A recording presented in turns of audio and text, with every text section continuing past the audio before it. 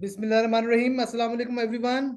सज्जनों ते मित्रों, अज दा दिन एक बड़ा खुशी वाला दिन इस सिलसिले च है कि अज दा जेह्ड़ा इंटरव्यू है पहला पंजाबी इंटरव्यू है ते जेह्ड़ी असी शख्सियत जिन्हों असी इनवाइट किया है वो भी एक ज़बरदस्त शख्सियत है, साढ़े पड़ोसी मुल्क हमसाया मुल्क तो है। और मैं इनवाइट करना चाहांगा मिस्टर साधु सिंह सिखोन। तो साधु जी, जी आया नूं, ਕੀ ਹਾਲ ਚਾਲ ਹੈ ਤੁਹਾਡੇ? ਥੈਂਕ ਯੂ ਜੀ, ਥੈਂਕ ਯੂ ਵਸੀਮ ਅਨਵਰ ਸਾਹਿਬ, ਤੁਸੀਂ ਮੈਨੂੰ ਅੱਜ ਇੱਥੇ ਪੰਜਾਬੀ ਵਿੱਚ ਪਹਿਲਾ ਇੰਟਰਵਿਊ ਔਨ ਪੈਸਿਵ ਦੇ ਵਿੱਚ ਕਰਨ ਵਾਸਤੇ ਬੁਲਾਇਆ ਆ। ਇਹਦੇ ਵਾਸਤੇ ਮੈਂ ਤੁਹਾਡਾ ਬਹੁਤ ਬਹੁਤ ਧੰਨਵਾਦੀ ਹਾਂ, ਸ਼ੁਕਰਗੁਜ਼ਾਰ ਹਾਂ। ਸਰ ਤੁਹਾਡਾ ਸ਼ੁਕਰੀਆ। ਤੁਸੀਂ ਜਨਾਬ ਸਾਡੀ ਮੇਰੀ ਇਨਵੀਟੇਸ਼ਨ ਤੇ ਮੈਨੂੰ ਪਤਾ ਹੈ ਤੁਹਾਡੀ ਜ਼ਰਾ ਸਕੇਜੂਲ ਕਾਫੀ ਬਿਜ਼ੀ ਹੈ ਤੇ ਟਾਈਟ ਹੈ। ਬਾਕੀ ਤੁਹਾਡੇ ਜਿਸ ਜਗ੍ਹਾ ਤੁਸੀਂ ਹੋ ਉਧਰ ਇੰਟਰਨੈਟ ਦੇ ਵੀ ਕਾਫੀ ਇਸ਼ੂ ਹੈ ਔਰ ਮੈਨੂੰ ਪਤਾ ਕਿ ਇੰਟਰਵਿਊ ਵਾਸਤੇ ਤੁਸੀਂ ਕਿਸ ਤਰ੍ਹਾਂ ਮੈਨੇਜ ਕੀਤਾ ਹੈ। ਤੁਹਾਡਾ ਸ਼ੁਕਰੀਆ ਕਿ ਤੁਸੀਂ ਮੇਰੀ ਇਨਵੀਟੇਸ਼ਨ ਤੇ ਆਏ ਔਰ ਮੈਨੂੰ ਬੜੇ ਮੇਰੇ ਲਈ ਇਹ ਆਨਰ ਦੀ ਗੱਲ ਹੈ ਕਿ ਤੁਸੀਂ ਮੇਰੇ ਪਹਿਲੇ ਇੰਟਰਵਿਊ ਮੈਂ ਤੁਹਾਡੇ ਕੋਲ ਲੈ ਰਿਹਾ। ਤੇ ਬਾਕੀ ਇਹ ਕਿ ਬਕਾਇਦਾ ਮੇਰੇ ਖਿਆਲ ਤੁਸੀਂ ਵੈਬਿਨਾਰ ਵਿੱਚ ਵੀ ਆਏ ਹੋ ਲੇਕਿਨ ਕੁਝ ਮਸਰੂਫੀਅਤ ਤੁਹਾਡੀ ਇਸ ਤਰ੍ਹਾਂ ਦੀ ਰਹੀ ਹੈ ਕਿ ਅਸੀਂ ਕੁਝ ਆਰਾਮ ਨਾਲ ਗੱਲ ਨਹੀਂ ਕਰ ਸਕੇ ਆਪਸ ਵਿੱਚ। ਤੇ ਅੱਜ ਦਾ ਮੌਕਾ ਸਾਡੇ ਵਾਸਤੇ ਹੈ, ਅਸੀਂ ਤੁਹਾਨੂੰ ਜਾਣਾਂਗੇ। ਤੇ ਸਭ ਤੋਂ ਪਹਿਲੇ ਸਾਧੂ ਜੀ ਅਸੀਂ ਕੁਝ ਸਵਾਲ ਜਵਾਬ ਕੀ ਕਰਨੇ ਹੈ, ਅਸੀਂ ਔਨ ਪੈਸਿਵ ਦੇ ਤੇ ਤੁਹਾਡੇ ਬਾਰੇ ਥੋੜੀ ਸੀ ਡਿਸਕਸ਼ਨ ਕਰਾਂਗੇ। ਤੇ ਪਹਿਲਾ ਮੇਰਾ ਜੋ ਸਵਾਲ ਹੈ ਕਿ ਸਭ ਤੋਂ ਪਹਿਲੇ ਮੈਂ ਚਾਹੁੰਦਾ ਤੁਸੀਂ ਆਪਣਾ ਇੰਟਰੋਡਕਸ਼ਨ ਕਰਾਓ ਡਿਟੇਲ ਨਾਲ। ਤੇ ਇਹ ਤੇ ਮੈਂ ਦੱਸਦਾ ਤੁਹਾਡਾ ਤਾਲੁਕ ਇੰਡੀਆ ਤੋਂ ਹੈ ਤੇ ਕਿਹੜੇ ਸ਼ਹਿਰ ਨਾਲ ਹੈ ਤੇ ਤੁਸੀਂ ਔਨ ਪੈਸਿਵ ਤੋਂ ਪਹਿਲੇ ਤੁਹਾਡਾ ਪ੍ਰੋਫੈਸ਼ਨ ਕੀ ਸੀ ਤੇ ਔਨ ਪੈਸਿਵ ਤੋਂ ਪਹਿਲੇ ਵਾਲਾ ਸਫ਼ਰ ਜਿਹੜਾ ਤੁਸੀਂ ਔਨ ਪੈਸਿਵ ਜੁਆਇਨ ਹੋਣ ਤੋਂ ਪਹਿਲੇ ਉਹ ਦੱਸੋ ਤੁਸੀਂ ਕੀ ਕਰਦੇ ਹੋ ਔਨ ਪੈਸਿਵ ਦੇ ਇਲਾਵਾ। ਜੀ ਅਨਵਰ ਜੀ, ਮੇਰਾ ਨਾਮ ਸਾਧੂ ਸਿੰਘ ਸੇਖੋਂ। ਮੈਂ ਇੰਡੀਆ ਦੇ ਰਾਜਸਥਾਨ ਸਟੇਟ ਤੋਂ ਗੰਗਾਨਗਰ ਡਿਸਟ੍ਰਿਕਟ ਦੇ ਇੱਕ ਟਾਊਨ ਹੈ ਛੋਟਾ ਜਿਹਾ ਅਨੂਪਗੜ੍ਹ, ਜਿਹੜਾ ਕਿ ਬਿਲਕੁਲ ਪਾਕਿਸਤਾਨ ਦੇ ਬਾਰਡਰ ਤੋਂ 20 ਕਿਲੋਮੀਟਰ ਦੂਰ ਹੈ। ਮੈਂ ਉੱਥੋਂ ਦਾ ਇੱਕ ਸਮਾਲ ਵਿਲੇਜ ਹੈ, ਇੱਕ ਰਿਮੋਟ ਵਿਲੇਜ ਦਾ ਰਹਿਣ ਵਾਲਾ ਬੰਦਾ ਹਾਂ। ਤੇ ਤੁਸੀਂ ਮੈਨੂੰ ਪੁੱਛਿਆ ਵੀ ਮੈਂ ਪਹਿਲਾਂ ਦੀ ਸਾਰੀ ਜ਼ਿੰਦਗੀ ਮੈਂ ਦੱਸਾਂ। ਮੈਂ ਪੋਸਟ ਗ੍ਰੈਜੂਏਟ ਹਾਂ ਤੇ ਮੈਂ 20 ਸਾਲ ਆਰਮੀ 'ਚ ਜੋਬ ਕੀਤਾ, ਇੰਡੀਅਨ ਆਰਮੀ ਦੇ ਵਿੱਚ। ਕੀ ਬਾਤ ਹੈ। ਤੇ ਮੈਨੂੰ ਹੁਣ ਰਿਟਾਇਰ ਹੋਏ ਨੂੰ 22 ਸਾਲ ਹੋ ਗਏ। ਤੇ ਹਾਂਜੀ, ਮੈਰਿਡ ਹਾਂ, 2 ਬੱਚੇ ਹੈ। ਬਿਟੀਆ ਮੇਰੀ ਕੈਨੇਡਾ ਵਿੱਚ PR ਹੈ, ਬੇਟਾ ਮੇਰਾ ਇੱਥੇ ਹੀ ਹੈ 22 ਇਅਰਸ ਦਾ। ਤੇ ਬੜੀ ਅੱਛੀ ਫੈਮਿਲੀ ਬੜੀ ਚੱਲ ਰਹੀ ਹੈ। ਥੋੜਾ ਮੈਂ ਸਰਵਿਸ ਕਰਨ ਤੋਂ ਬਾਅਦ ਦੇ ਵਿੱਚ ਜੋ ਰਿਟਾਇਰ ਹੋਇਆ 2000 ਚ ਮੈਂ ਰਿਟਾਇਰ ਹੋਇਆ ਸੀ, ਸਨ 2031 ਅਕਤੂਬਰ 2000। ਉਸ ਤੋਂ ਬਾਅਦ ਫਿਰ ਮੈਂ ਕੁਝ ਕੰਟਰੀਆਂ 'ਚ ਵਿਜ਼ਿਟ ਕਰਕੇ ਆਇਆ ਫॉर द ਬਿਜ਼ਨਸ ਪਰਪਸ। ਖਾਸ ਕਰਕੇ ਅਫਰੀਕਨ ਕੰਟਰੀ ਵਿੱਚ ਗਿਆ ਸੀਗਾ ਤੇ ਕਿ ਉੱਥੇ to just explore agriculture business, ਕਿ ਐਗਰੀਕਲਚਰ ਦੇ ਵਿੱਚ ਅਸੀਂ ਕੀ ਕਰ ਸਕਦੇ ਹਾਂ। ਉੱਥੇ ਬੜੀ ਉੱਥੇ ਅਪੋਰਚੁਨਿਟੀ ਸਾਨੂੰ ਮਿਲੀਆਂ ਤੇ ਕੁਝ ਕੰਮ ਉੱਥੇ ਮੈਂ ਕੀਤਾ। ਤੇ ਉਸ ਤੋਂ ਪਹਿਲਾਂ ਵੀ ਮੈਂ ਇਹ ਦੱਸਾਂ ਕਿ ਮੈਂ ਥੋੜਾ ਮੇਰਾ MLM ਦੇ ਨਾਲ ਵੀ ਮੇਰਾ ਨਾਤਾ ਰਿਹਾ ਹੈ। ਸਨ 2000 ਤੋਂ ਹੀ ਲੈ ਕੇ 22 ਸਾਲ ਹੋ ਗਏ ਅੱਜ MLM ਦੇ ਵਿੱਚ ਮੈਂ ਕੰਮ ਕੀਤਾ ਕਈ ਕੰਪਨੀਆਂ ਦੇ ਵਿੱਚ। ਤੇ MLM ਤੋਂ ਕੰਮ ਕਰਦੇ ਕਰਦੇ ਕੋਈ ਜ਼ਿਆਦਾ ਅਚੀਵਮੈਂਟ ਨਹੀਂ ਹੋਇਆ। ਔਨ ਪੈਸਿਵ ਜੁਆਇਨ ਕੀਤੀ ਆ ਹੁਣ, ਇਹਦਾ ਮੈਂ ਤੁਹਾਨੂੰ ਇਤਿਹਾਸ ਦੱਸਾਂਗਾ ਕਿ ਲੇਕਿਨ ਬਾਕੀ ਜਿਹੜੀ MLM ਮੈਂ ਕੀਤੀਆਂ ਉਹਦੇ ਵਿੱਚ ਸਿੱਖਿਆ ਬਹੁਤ ਹੈ ਬਟ ਅਰਨਿੰਗ ਨਹੀਂ ਹੋਈ।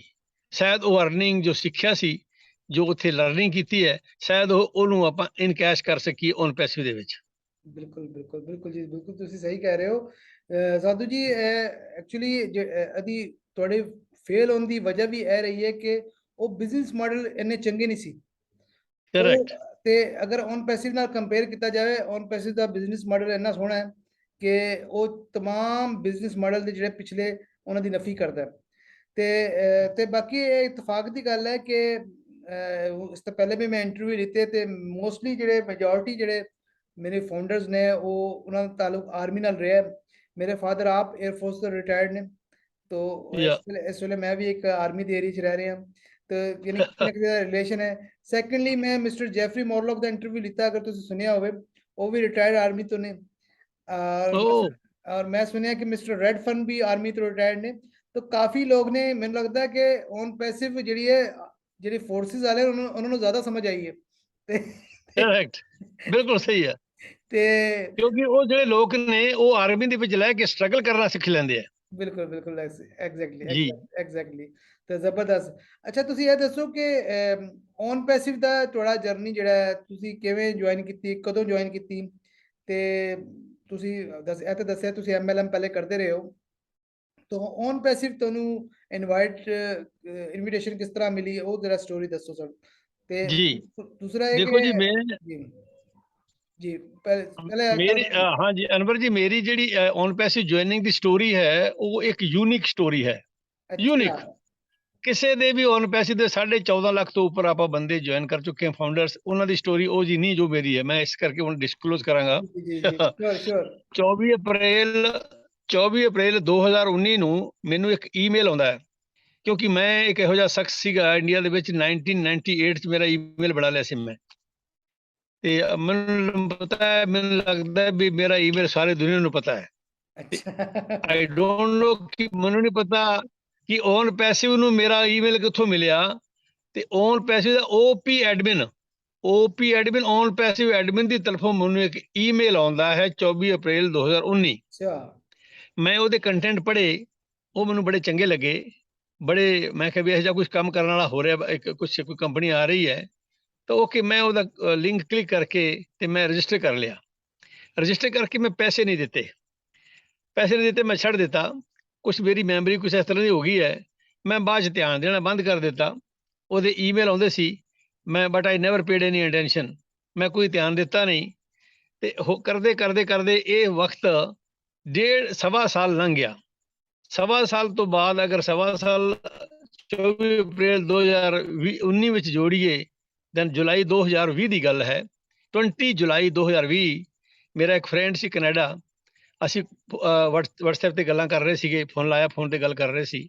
ਉਹ ਗੱਲਾਂ ਕਰਦੇ ਨੇ ਕਈ ਹੋਰ ਇਸ਼ੂ ਡਿਸਕਸ ਕੀਤੇ। ਫਿਰ ਮੈਨੂੰ ਕਹਿੰਦਾ, ਯਾਰ ਸੇਖੋ ਸਾਹਿਬ, ਇੱਕ ਇਹੋ ਜਿਹੀ ਕੰਪਨੀ ਆ ਰਹੀ ਹੈ ਜਿਹੜੀ ਪੂਰੀ ਦੁਨੀਆ ਦਾ ਚਿਹਰਾ ਬਦਲੀ ਕਰ ਦੇਗੀ, ਬਹੁਤ ਲੋਕਾਂ ਦਾ ਭਲਾ ਹੋਏਗਾ, ਬੜਾ ਪੈਸਾ ਮਿਲੇਗਾ, ਤੇ ਉਹ ਬੜਾ ਹੰਗਾਮਾ ਮੱਚੇਗਾ 2 ਮਹੀਨਿਆਂ ਬਾਅਦ ਵਿੱਚ।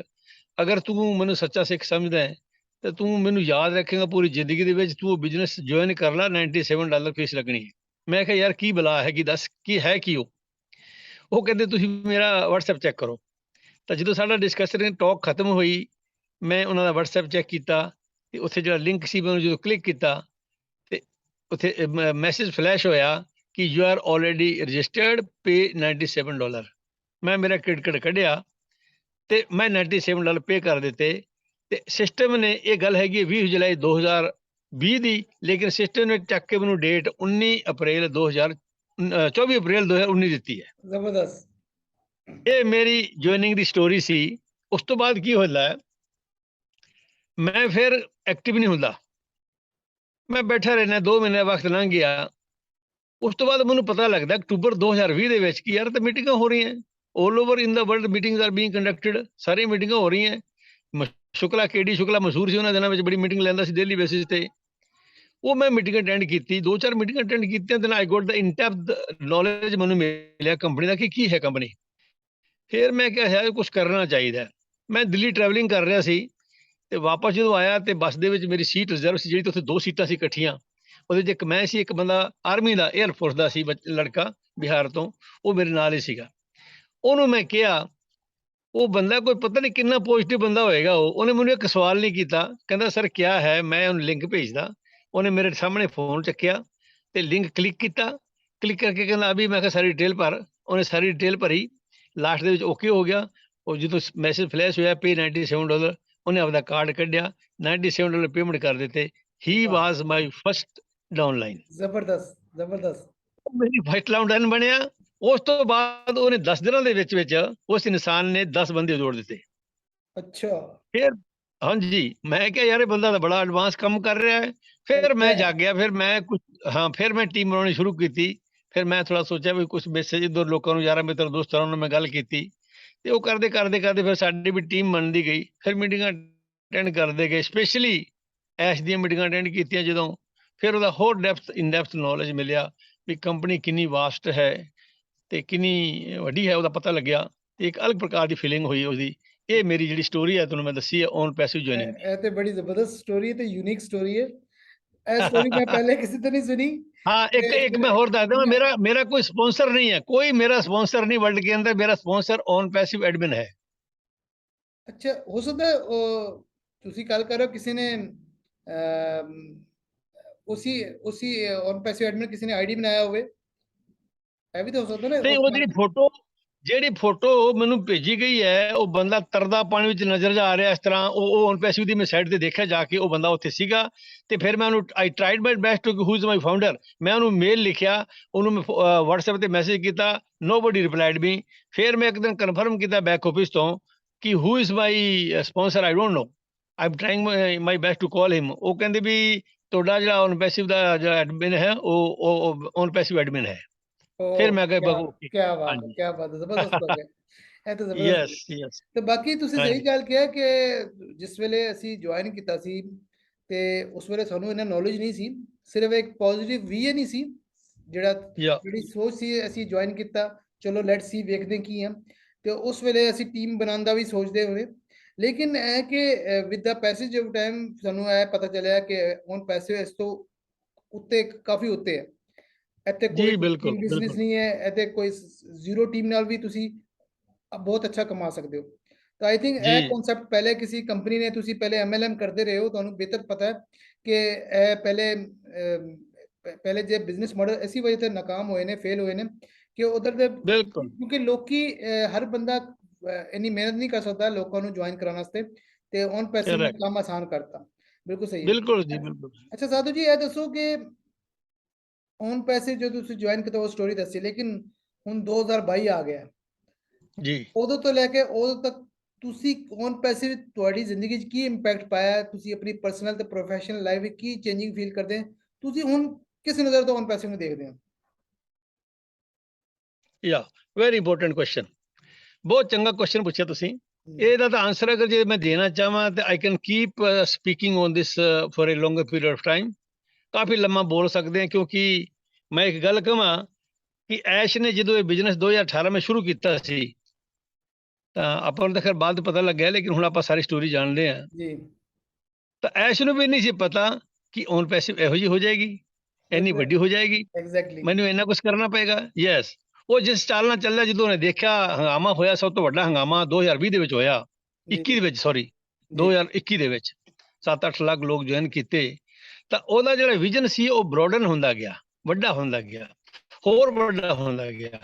ਉਹਨੇ ਕਿਹਾ ਵੀ ਇਹ ਤਾਂ ਕੁਝ ਹੋਰ ਹੀ ਬਣ ਗਿਆ। ਦੈਨ ਉਹਨੇ ਇਹੋ ਜਿਹੀ ਚੀਜ਼ਾਂ ਇਨਕਲੂਡ ਕਰਨੀਆਂ ਸ਼ੁਰੂ ਕੀਤੀਆਂ ਵੀ ਜਿਹੜੇ ਕਿਤੇ ਹੋਰ ਨਹੀਂ। ਆਪਾਂ ਅੱਗੇ ਡਿਸਕਸ ਕਰਾਂਗੇ ਬਈ ਔਨ ਪੈਸਿਵ ਪਹਿਲੀ ਵਾਰ ਦੁਨੀਆ ਦੇ ਵਿੱਚ 4-5, ਮੈਂ 8-5 ਚੀਜ਼ਾਂ ਤੁਹਾਨੂੰ ਗਿਣਾਉਂਗਾ, 6-7 ਚੀਜ਼ਾਂ ਮੈਂ ਗਿਣਾਉਣਾ ਹੈ ਜਿਹੜੀਆਂ ਯੂਨੀਕ ਹੋ ਰਹੀਆਂ ਤੇ ਪਹਿਲੀ ਵਾਰ ਹੋ ਰਹੀਆਂ।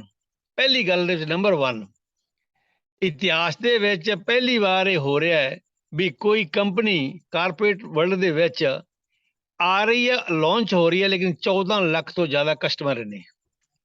ਐਸੀ ਕੋਈ ਕੰਪਨੀ ਅੱਜ ਤੱਕ ਦੁਨੀਆ 'ਚ ਪੈਦਾ ਨਹੀਂ ਹੋਈ ਜਿਹੜੀ 14 ਲੱਖ ਕਸਟਮਰ ਪਹਿਲਾਂ ਹੋਵੇ ਤੇ ਫਿਰ ਲਾਂਚ ਕਰੇ। ਰਾਈਟ, ਪਹਿਲੀ ਗੱਲ। ਬਿਲਕੁਲ ਸਹੀ। ਦੂਜੀ ਗੱਲ, ਇੱਕ ਯੂਨਿਕ ਚੀਜ਼ ਹੈ ਇੱਕ ਔਨ ਪੈਸਿਵ ਕੰਪਨੀ। ਯੂਨਿਕ ਕਿਉਂ ਹੈ? ਕਿਉਂਕਿ ਇਹਦਾ ਜੋ CEO ਹੈ ਉਹ ਯੂਨਿਕ ਬੰਦਾ ਹੈ, ਉਹ ਯੂਨਿਕ ਇਨਸਾਨ ਹੈ, ਉਹਨੇ ਯੂਨਿਕ ਕਨਸੈਪਟ ਲੈ ਕੇ ਆਇਆ, ਉਹ ਯੂਨਿਕ ਕੰਪਨੀ ਹੈ।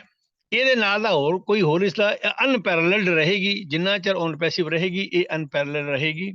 ਇਹਦੀ ਕੋਈ ਨਕਲ ਨਹੀਂ ਕਰ ਸਕਦਾ, ਇਹਦੇ ਨਾਲ ਕੋਈ ਕੰਪੀਟੀਸ਼ਨ ਨਹੀਂ ਕਰ ਪਾਏਗਾ, ਇਹਦੀ ਬਰਾਬਰੀ ਕੋਈ ਨਹੀਂ ਕਰ ਸਕਦਾ ਇਸ ਅਰਥ ਦੇ ਉੱਤੇ, ਇਸ ਧਰਤੀ ਦੇ ਉੱਪਰ। ਕਿਉਂਕਿ ਹੁਣ ਜੋ 18 ਤੋਂ ਲੈ ਕੇ 20 ਤੋਂ ਲੈ ਕੇ ਜੋ 22 ਦਾ ਸਫ਼ਰ ਹੈ, 2 ਸਾਲ ਦਾ, ਇਹ ਜੋ ਸਫ਼ਰ ਹੈ ਇਹ ਐਕਸਟਰਾਆਰਡੀਨਰੀ ਸਫ਼ਰ ਹੈ। ਇਹਦੇ ਵਿੱਚ ਕਿੰਨੇ ਡਾਇਮੈਂਸ਼ਨਸ ਜੁੜ ਚੁੱਕੇ ਨੇ, ਕਿੰਨੀ ਵੱਡੀ ਬਣ ਚੁੱਕੀ ਹੈ। ਮੈਂ 5-7 ਗੱਲਾਂ ਔਨ ਪੈਸੇ ਉਹਦੀਆਂ ਦੱਸਾਂ ਐਸ਼ ਦੀਆਂ। ਉਹਨੇ ਕਈ ਵਾਰੀ ਇਹ ਵਰਡ ਯੂਜ਼ ਕੀਤਾ ਹੈ ਕਿ you don't know how big is on passive, it is 1 million time bigger than that whatever you think. ਕਿ ਜਿੰਨਾ ਤੁਸੀਂ ਸੋਚਦੇ ਹੋ ਉਸ ਤੋਂ 10 ਲੱਖ ਗੁਣੇ ਵੱਡੀ ਔਨ ਪੈਸਿਵ ਹੈ। 10 ਲੱਖ ਗੁਣਾ ਵੱਡੀ। ਹੁਣ ਚਲੋ ਆਪਾਂ ਛੋਟੀ ਮੋਟੀ ਸਾਡੀ ਜਿਹੜੀ ਇਮੇਜਿਨੇਸ਼ਨ ਹੈ, the flight of our imagination is limited. ਸਾਡੀ ਜਿਹੜੀ ਸੋਚ ਦੀ ਉਡਾਨ ਹੈ ਨਾ, ਉਹ ਵੀ ਸੋਚੀ ਥੋੜੀ ਹੈ, ਛੋਟੀ ਹੈ। ਅਸੀਂ ਕਿੰਨਾ ਕੁ ਸੋਚ ਸਕਦੇ ਹਾਂ? ਅਸੀਂ IT ਦੇ ਬੰਦੇ ਨਹੀਂ, ਅਸੀਂ ਜ਼ਿਆਦਾ ਕੋਈ ਪ੍ਰੋਫੈਸ਼ਨਲ ਨਹੀਂ, ਸਾਇੰਟਿਸਟ ਨਹੀਂ ਗੇ, ਇੰਜੀਨੀਅਰਸ ਨਹੀਂ ਗੇ, ਲੇਕਿਨ ਅਸੀਂ ਅੱਜ ਜੋ ਦੇਖ ਰਹੇ ਹਾਂ ਕਿ ਕਿੰਨੀ ਵੱਡੀ ਉਡਾਨ ਔਨ ਪੈਸਿਵ ਨੇ ਅੱਜ ਤੱਕ ਤੈਅ ਕੀਤੀ ਹੈ। ਕਿੰਨੇ ਪ੍ਰੋਡਕਟ ਫਿਜ਼ੀਕਲ ਆ ਰਹੇ ਨੇ, ਕਿੰਨੇ ਡਿਜੀਟਲ ਪ੍ਰੋਡਕਟ ਆ ਰਹੇ ਨੇ, ਔਰ ਇਹਦੇ ਨਾਲ ਜੋ ਕੰਪਨੀ, ਕਿਉਂਕਿ ਜਿੰਨੀਆਂ ਪਹਿਲਾਂ MLM ਕੰਪਨੀਆਂ ਆਈਆਂ, ਇਹ MLM ਕੰਪਨੀ ਨਹੀਂ। ਸਭ ਤੋਂ ਪਹਿਲਾਂ ਤਾਂ ਇੱਕ ਆਪਣਾ ਕਲੀਅਰ ਕਰਨਾ ਚਾਹੀਦਾ ਕਿ ਇਟਸ ਨਾਟ MLM ਕੰਪਨੀ। ਇਹਦਾ ਇੱਕ ਯੂਨਿਕ ਕਨਸੈਪਟ ਹੈ। ਇਹ ਜੋ ਪਲੇਟਫਾਰਮ ਕੰਪਨੀ ਦੇਣੀ ਜਾ ਰਹੀ ਹੈ ਦੁਨੀਆ ਦੇ ਲੋਕਾਂ ਨੂੰ ਜਾਂ ਫਾਊਂਡਰਸ ਨੂੰ, ਵੈਸੇ ਤਾਂ ਪੂਰੀ ਦੁਨੀਆ ਵਾਸਤੇ ਹੈ, ਲੇਕਿਨ ਫਾਊਂਡਰਸ਼ਿਪ ਅਭੀ ਕਿਉਂਕਿ ਬੰਦ ਹੋ ਚੁੱਕੀ ਹੈ, ਤਾਂ ਫਾਊਂਡਰਸ ਨੂੰ ਜੋ ਇਸ ਕੰਪਨੀ ਦੇ ਸਕਦੀ ਹੈ, ਜੋ ਇਸਨੇ ਦਿੱਤਾ ਹੈ, ਕੋਈ ਨਹੀਂ ਦੇ ਪਾਏਗਾ। ਇਹ ਜ਼ਿੰਦਗੀ ਲੋਕਾਂ ਦੀ ਕਿਸ ਤਰ੍ਹਾਂ ਸੰਵਰੇਗੀ, ਕਿੰਨਾ ਚੇਂਜਸ ਦੁਨੀਆ ਦੇ ਵਿੱਚ ਆਏਗਾ, ਲੋਕਾਂ ਦੀ ਲਾਈਫ ਸਟਾਈਲ ਦੇ ਵਿੱਚ ਆਏਗਾ, ਕਿੰਨਾ ਪੈਸਾ ਉਹ ਕਮਾ ਸਕਦੇ ਨੇ, ਕਿਸ ਤਰ੍ਹਾਂ ਦੀ ਉਹਨਾਂ ਦੀ ਲਾਈਫ ਸਟਾਈਲ ਹੋਏਗੀ, ਇਹ ਹਜੇ ਸਾਨੂੰ ਪਤਾ ਨਹੀਂ। ਅਸੀਂ ਥੋੜ੍ਹੀਆਂ ਗੱਲਾਂ ਉਹ ਕਹਿੰਦੇ ਆ ਐਸ, ਜਦੋਂ ਮੀਟਿੰਗ ਦੇ ਵਿੱਚ ਕਹਿੰਦਾ ਹੈ, ਪਹਿਲੀ ਜਦੋਂ ਉਹਨੇ ਗੱਲ ਕਹੀ ਵੀ you don't know it is 1 million time bigger than that, ਤਾਂ ਲੋਕਾਂ ਨੂੰ ਪਤਾ ਨਹੀਂ ਵੀ 10 ਲੱਖ ਗੁਣਾ ਵੱਡੀ ਕੀ ਹੁੰਦੀ ਹੈ, ਕੀ ਹੋਏਗਾ ਉਹਦੇ ਵਿੱਚ। ਫਿਰ ਉਹਨੇ ਹੋਰ ਵਰਡ ਯੂਜ਼ ਕੀਤੇ। ਇੱਕ ਪਿੱਛੇ ਤੁਸੀਂ ਦੇਖਿਆ ਹੋਏਗਾ 30 ਜੂਨ 2022 ਨੂੰ ਰਾਊਂਡ ਟੇਬਲ ਹੋਇਆ ਸੀਗਾ, 360 ਡਿਗਰੀ ਜਿਹਨੂੰ ਬੋਲਦੇ, ਕੀ ਬੋਲਦੇ ਹੋ, ਉਹਦੇ ਵਿੱਚ ਉਹਨਾਂ ਨੇ ਇੱਕ ਵਰਡ ਯੂਜ਼ ਕੀਤਾ ਸੀ। ਉਹ ਵਰਡ ਨੂੰ ਕਿਸੇ ਇਨਸਾਨ ਨੇ ਨਹੀਂ ਪਕੜਿਆ। ਮੈਂ, ਉਹ ਜਿਹੜਾ ਹਰੀਸ਼ ਸ਼ਰਮਾ ਹੈ, ਉਹਨੇ ਮੈਨੂੰ ਇੱਕ ਦਿਨ ਇਨਵਾਈਟ ਕੀਤਾ ਸੀ ਤੇ ਮੈਂ ਉੱਥੇ ਪਹਿਲੀ ਵਾਰ ਉਹ ਵਰਡ ਦੱਸਿਆ ਲੋਕਾਂ ਨੂੰ, ਤੇ ਹਜੇ ਤੱਕ ਸਾਡੇ ਇੰਡੀਆ ਦੇ ਕਿਸੇ ਲੀਡਰ ਨੇ ਵਰਡ ਫੜਿਆ ਨਹੀਂ। ਮੈਂ ਦੱਸ ਦੇਣਾ, ਸ਼ਾਇਦ ਤੁਹਾਡੇ ਵੀ ਕਿਸੇ ਬੰਦੇ ਨੇ ਨਹੀਂ ਪਕੜਿਆ ਹੋਏਗਾ। That word was millennium. Million ਸਾਰੇ ਜਾਣਦੇ ਆ, ਮਿਲੀਅਨੀਅਮ ਕੋਈ ਨਹੀਂ ਜਾਣਦਾ। ਮਿਲੀਅਨ ਨਹੀਂ ਸੀ ਬੋਲਿਆ ਉਹਨੇ ਬੋਲਿਆ ਸੀ ਮਿਲੇਨੀਅਮ। ਯੈਸ ਤੇ ਮਿਲੀਅਨ ਮੈਂ ਅੱਜ ਕਲੀਅਰ ਕਰ ਦੇਵਾਂ ਕਿ 1000 ਸਾਲ ਦੇ ਪੀਰੀਅਡ ਨੂੰ ਮਿਲੀਅਨੀਅਮ ਕਹਿੰਦੇ ਆ। ਅੱਛਾ, ਜ਼ਬਰਦਸਤ। ਹਾਂਜੀ, ਹੁਣ ਦੇਖੋ ਜਰਾ ਉਹ ਕਿੰਨੀ ਗੱਲ ਵੱਡੀ ਕਹੀ ਉਹਨੇ, ਮੈਂ ਉੱਥੇ ਉਸ ਨੂੰ ਕਲੀਅਰ ਕੀਤੀ, ਲੋਕਾਂ ਨੇ ਬੜਾ ਅਪਰੀਸ਼ੀਏਟ ਕੀਤਾ ਮੈਨੂੰ। ਉਹਨੇ ਕਿਹਾ ਸੀਗਾ ਵੀ ਦੇਖੋ ਅੱਜ ਦੁਨੀਆ ਜਿਹੜੀ ਹੈ ਨਾ ਵਸੀਮ ਜੀ, 3rd ਮਿਲੀਅਨੀਅਮ ਦੇ ਵਿੱਚ ਅਸੀਂ ਜੀ ਰਹੇ ਹਾਂ। ਪਹਿਲਾ ਮਿਲੀਅਨੀਅਮ 1000 ਸਾਲ ਤੱਕ ਹੋ ਗਿਆ, ਦੂਸਰਾ 2000 ਤੱਕ ਹੋ ਗਿਆ, ਤੀਸਰਾ 2001 ਤੋਂ ਸ਼ੁਰੂ ਹੋਇਆ, ਤਾਂ ਤੀਸਰੇ ਮਿਲੀਅਨੀਅਮ ਦੇ 22 ਸਾਲ ਨਿਕਲੇ ਹੁਣ। ਤਾਂ ਉਹਨੇ ਗੱਲ ਯੂਜ਼ ਕੀਤੀ ਸੀ ਵੀ ਜੋ ਅਸੀਂ ਕਰ ਰਹੇ ਹਾਂ ਉਹ ਮਿਲੀਅਨੀਅਮ ਦੇ ਵਿੱਚ ਕੋਈ ਨਹੀਂ ਕਰ ਪਾਏਗਾ। ਉਸ ਤੋਂ ਬਾਅਦ ਇੱਕ ਦਿਨ ਹੋਰ ਉਹਨੇ ਇੱਕ ਵਰਡ ਯੂਜ਼ ਕੀਤਾ, ਉਹ ਮੇਰੇ ਖਿਆਲ ਦੇ ਵਿੱਚ ਉਸ ਤੋਂ ਨੈਕਸਟ ਹੀ ਵੈਬਿਨਾਰ ਸੀਗਾ, ਕਿ ਹੁਣ ਚੱਲ ਰਿਹਾ 2022, ਉਹ ਕਹਿੰਦਾ 2422 ਮਤਲਬ 400 ਸਾਲ, 400 ਸਾਲ ਤੱਕ ਸਾਡਾ ਕੋਈ ਕੰਪੀਟੀਟਰ ਪੈਦਾ ਨਹੀਂ ਹੋ ਸਕਦਾ। ਜੀ ਬਿਲकुल ਦੇਖੋ ਕਿਹੋ ਜੀ ਹਾਂਜੀ, ਦੇਖੋ ਇਹ ਦੋ ਚੀਜ਼ਾਂ ਮੈਂ ਨੋਟ ਕੀਤੀਆਂ। ਪਹਿਲਾ ਮਿਲੀਅਨ ਵਰਡ ਮੈਂ ਕਲੀਅਰ ਕਰ ਦਿਆਂ ਕਿ ਮਿਲੀਅਨ ਕਹਿੰਦੇ ਵੀ 1000 ਸਾਲ ਤੱਕ ਸਾਡਾ ਕੋਈ ਕੰਪਿਊਟਰ ਨਹੀਂ ਹੋਏਗਾ, ਤਾਂ ਕਿਸ ਟੈਕਨੋਲੋਜੀ ਦੇ ਪ੍ਰੋਡਕਟ ਆ ਰਹੇ ਨੇ, ਕਿਆ ਆਫਰ ਕੀਤਾ ਜਾਏਗਾ ਲੋਕਾਂ ਨੂੰ, ਦੁਨੀਆ ਇਹ ਪਲੈਨਟ ਕਿਵੇਂ ਚੇਂਜ ਹੋਏਗਾ, ਉਹ ਸਾਰਾ ਪਰਦੇ ਦੇ ਪਿੱਛੇ ਹੈ। ਐਸ਼ ਨੂੰ ਸਭ ਪਤਾ ਹੈ, ਬਾਕੀ ਦੁਨੀਆ ਨੂੰ ਨਹੀਂ ਪਤਾ। ਇਸ ਕਰਕੇ ਕੁਝ ਵਰਡ ਵਿੱਚੋਂ ਉਹ ਕੋਡਿਡ ਲੈਂਗੁਏਜ ਵੀ ਯੂਜ਼ ਕਰਦਾ ਹੈ ਕਦੇ ਕਦੇ, ਤੁਹਾਨੂੰ ਪਤਾ ਲੱਗਦਾ ਹੈ। ਜਿਸ ਤਰ੍ਹਾਂ ਕੱਲ ਪਰਸੋਂ ਤੁਸੀਂ ਦੇਖਿਆ ਹੋਏਗਾ, ਉਹਨੇ ਕਿਹਾ ਸੀ ਕਿ single product can change your life, ਕਿ ਇੱਕ ਹੀ ਪ੍ਰੋਡਕਟ ਹੈ ਜਦੋਂ ਆਏਗਾ ਕਿ ਤੁਹਾਡੀ ਜ਼ਿੰਦਗੀ ਚੇਂਜ ਕਰ ਦੇਗਾ। ਤੇ ਬਾਕੀ ਪਤਾ ਨਹੀਂ ਕਿੰਨੇ ਪ੍ਰੋਡਕਟ ਬਣ ਰਹੇ ਨੇ, ਕਿੰਨੀਆਂ ਫੈਕਟਰੀਆਂ ਕੰਟਰੀਆਂ 'ਚ, ਜਰਮਨੀ ਵਗੈਰਾ ਹੋਰ 'ਚ ਸਟੈਬਲਿਸ਼ ਹੋ ਰਹੀਆਂ, ਫਿਜ਼ੀਕਲ ਪ੍ਰੋਡਕਟ ਦੀਆਂ ਹੋ ਰਹੀਆਂ। ਇੱਕ ਵਾਸਟ ਇੱਕ ਫੀਲਡ ਹੈ, ਕਿੰਨਾ artificial intelligence and machine learning the help ਦੇ ਨਾਲ ਇਹ ਕਿੰਨਾ ਵੱਡਾ ਇੱਕ ਬਿਜ਼ਨਸ ਪਲੇਟਫਾਰਮ ਤਿਆਰ ਹੋ ਰਿਹਾ ਹੈ। ਉਹ ਲੋਕ ਜੋ ਇਸ ਬਿਜ਼ਨਸ ਨੂੰ ਸਾਈਨ ਕਰ ਗਏ, ਫਾਊਂਡਰ ਬਣ ਗਏ, ਉਹ ਤਾਂ ਐਕਸਕਲੂਸਿਵ ਹੋ ਗਏ, ਉਹ ਤਾਂ ਯੂਨੀਕ ਹੋ ਗਏ, ਉਹ ਸਪੈਸ਼ਲ ਹੋ ਗਏ।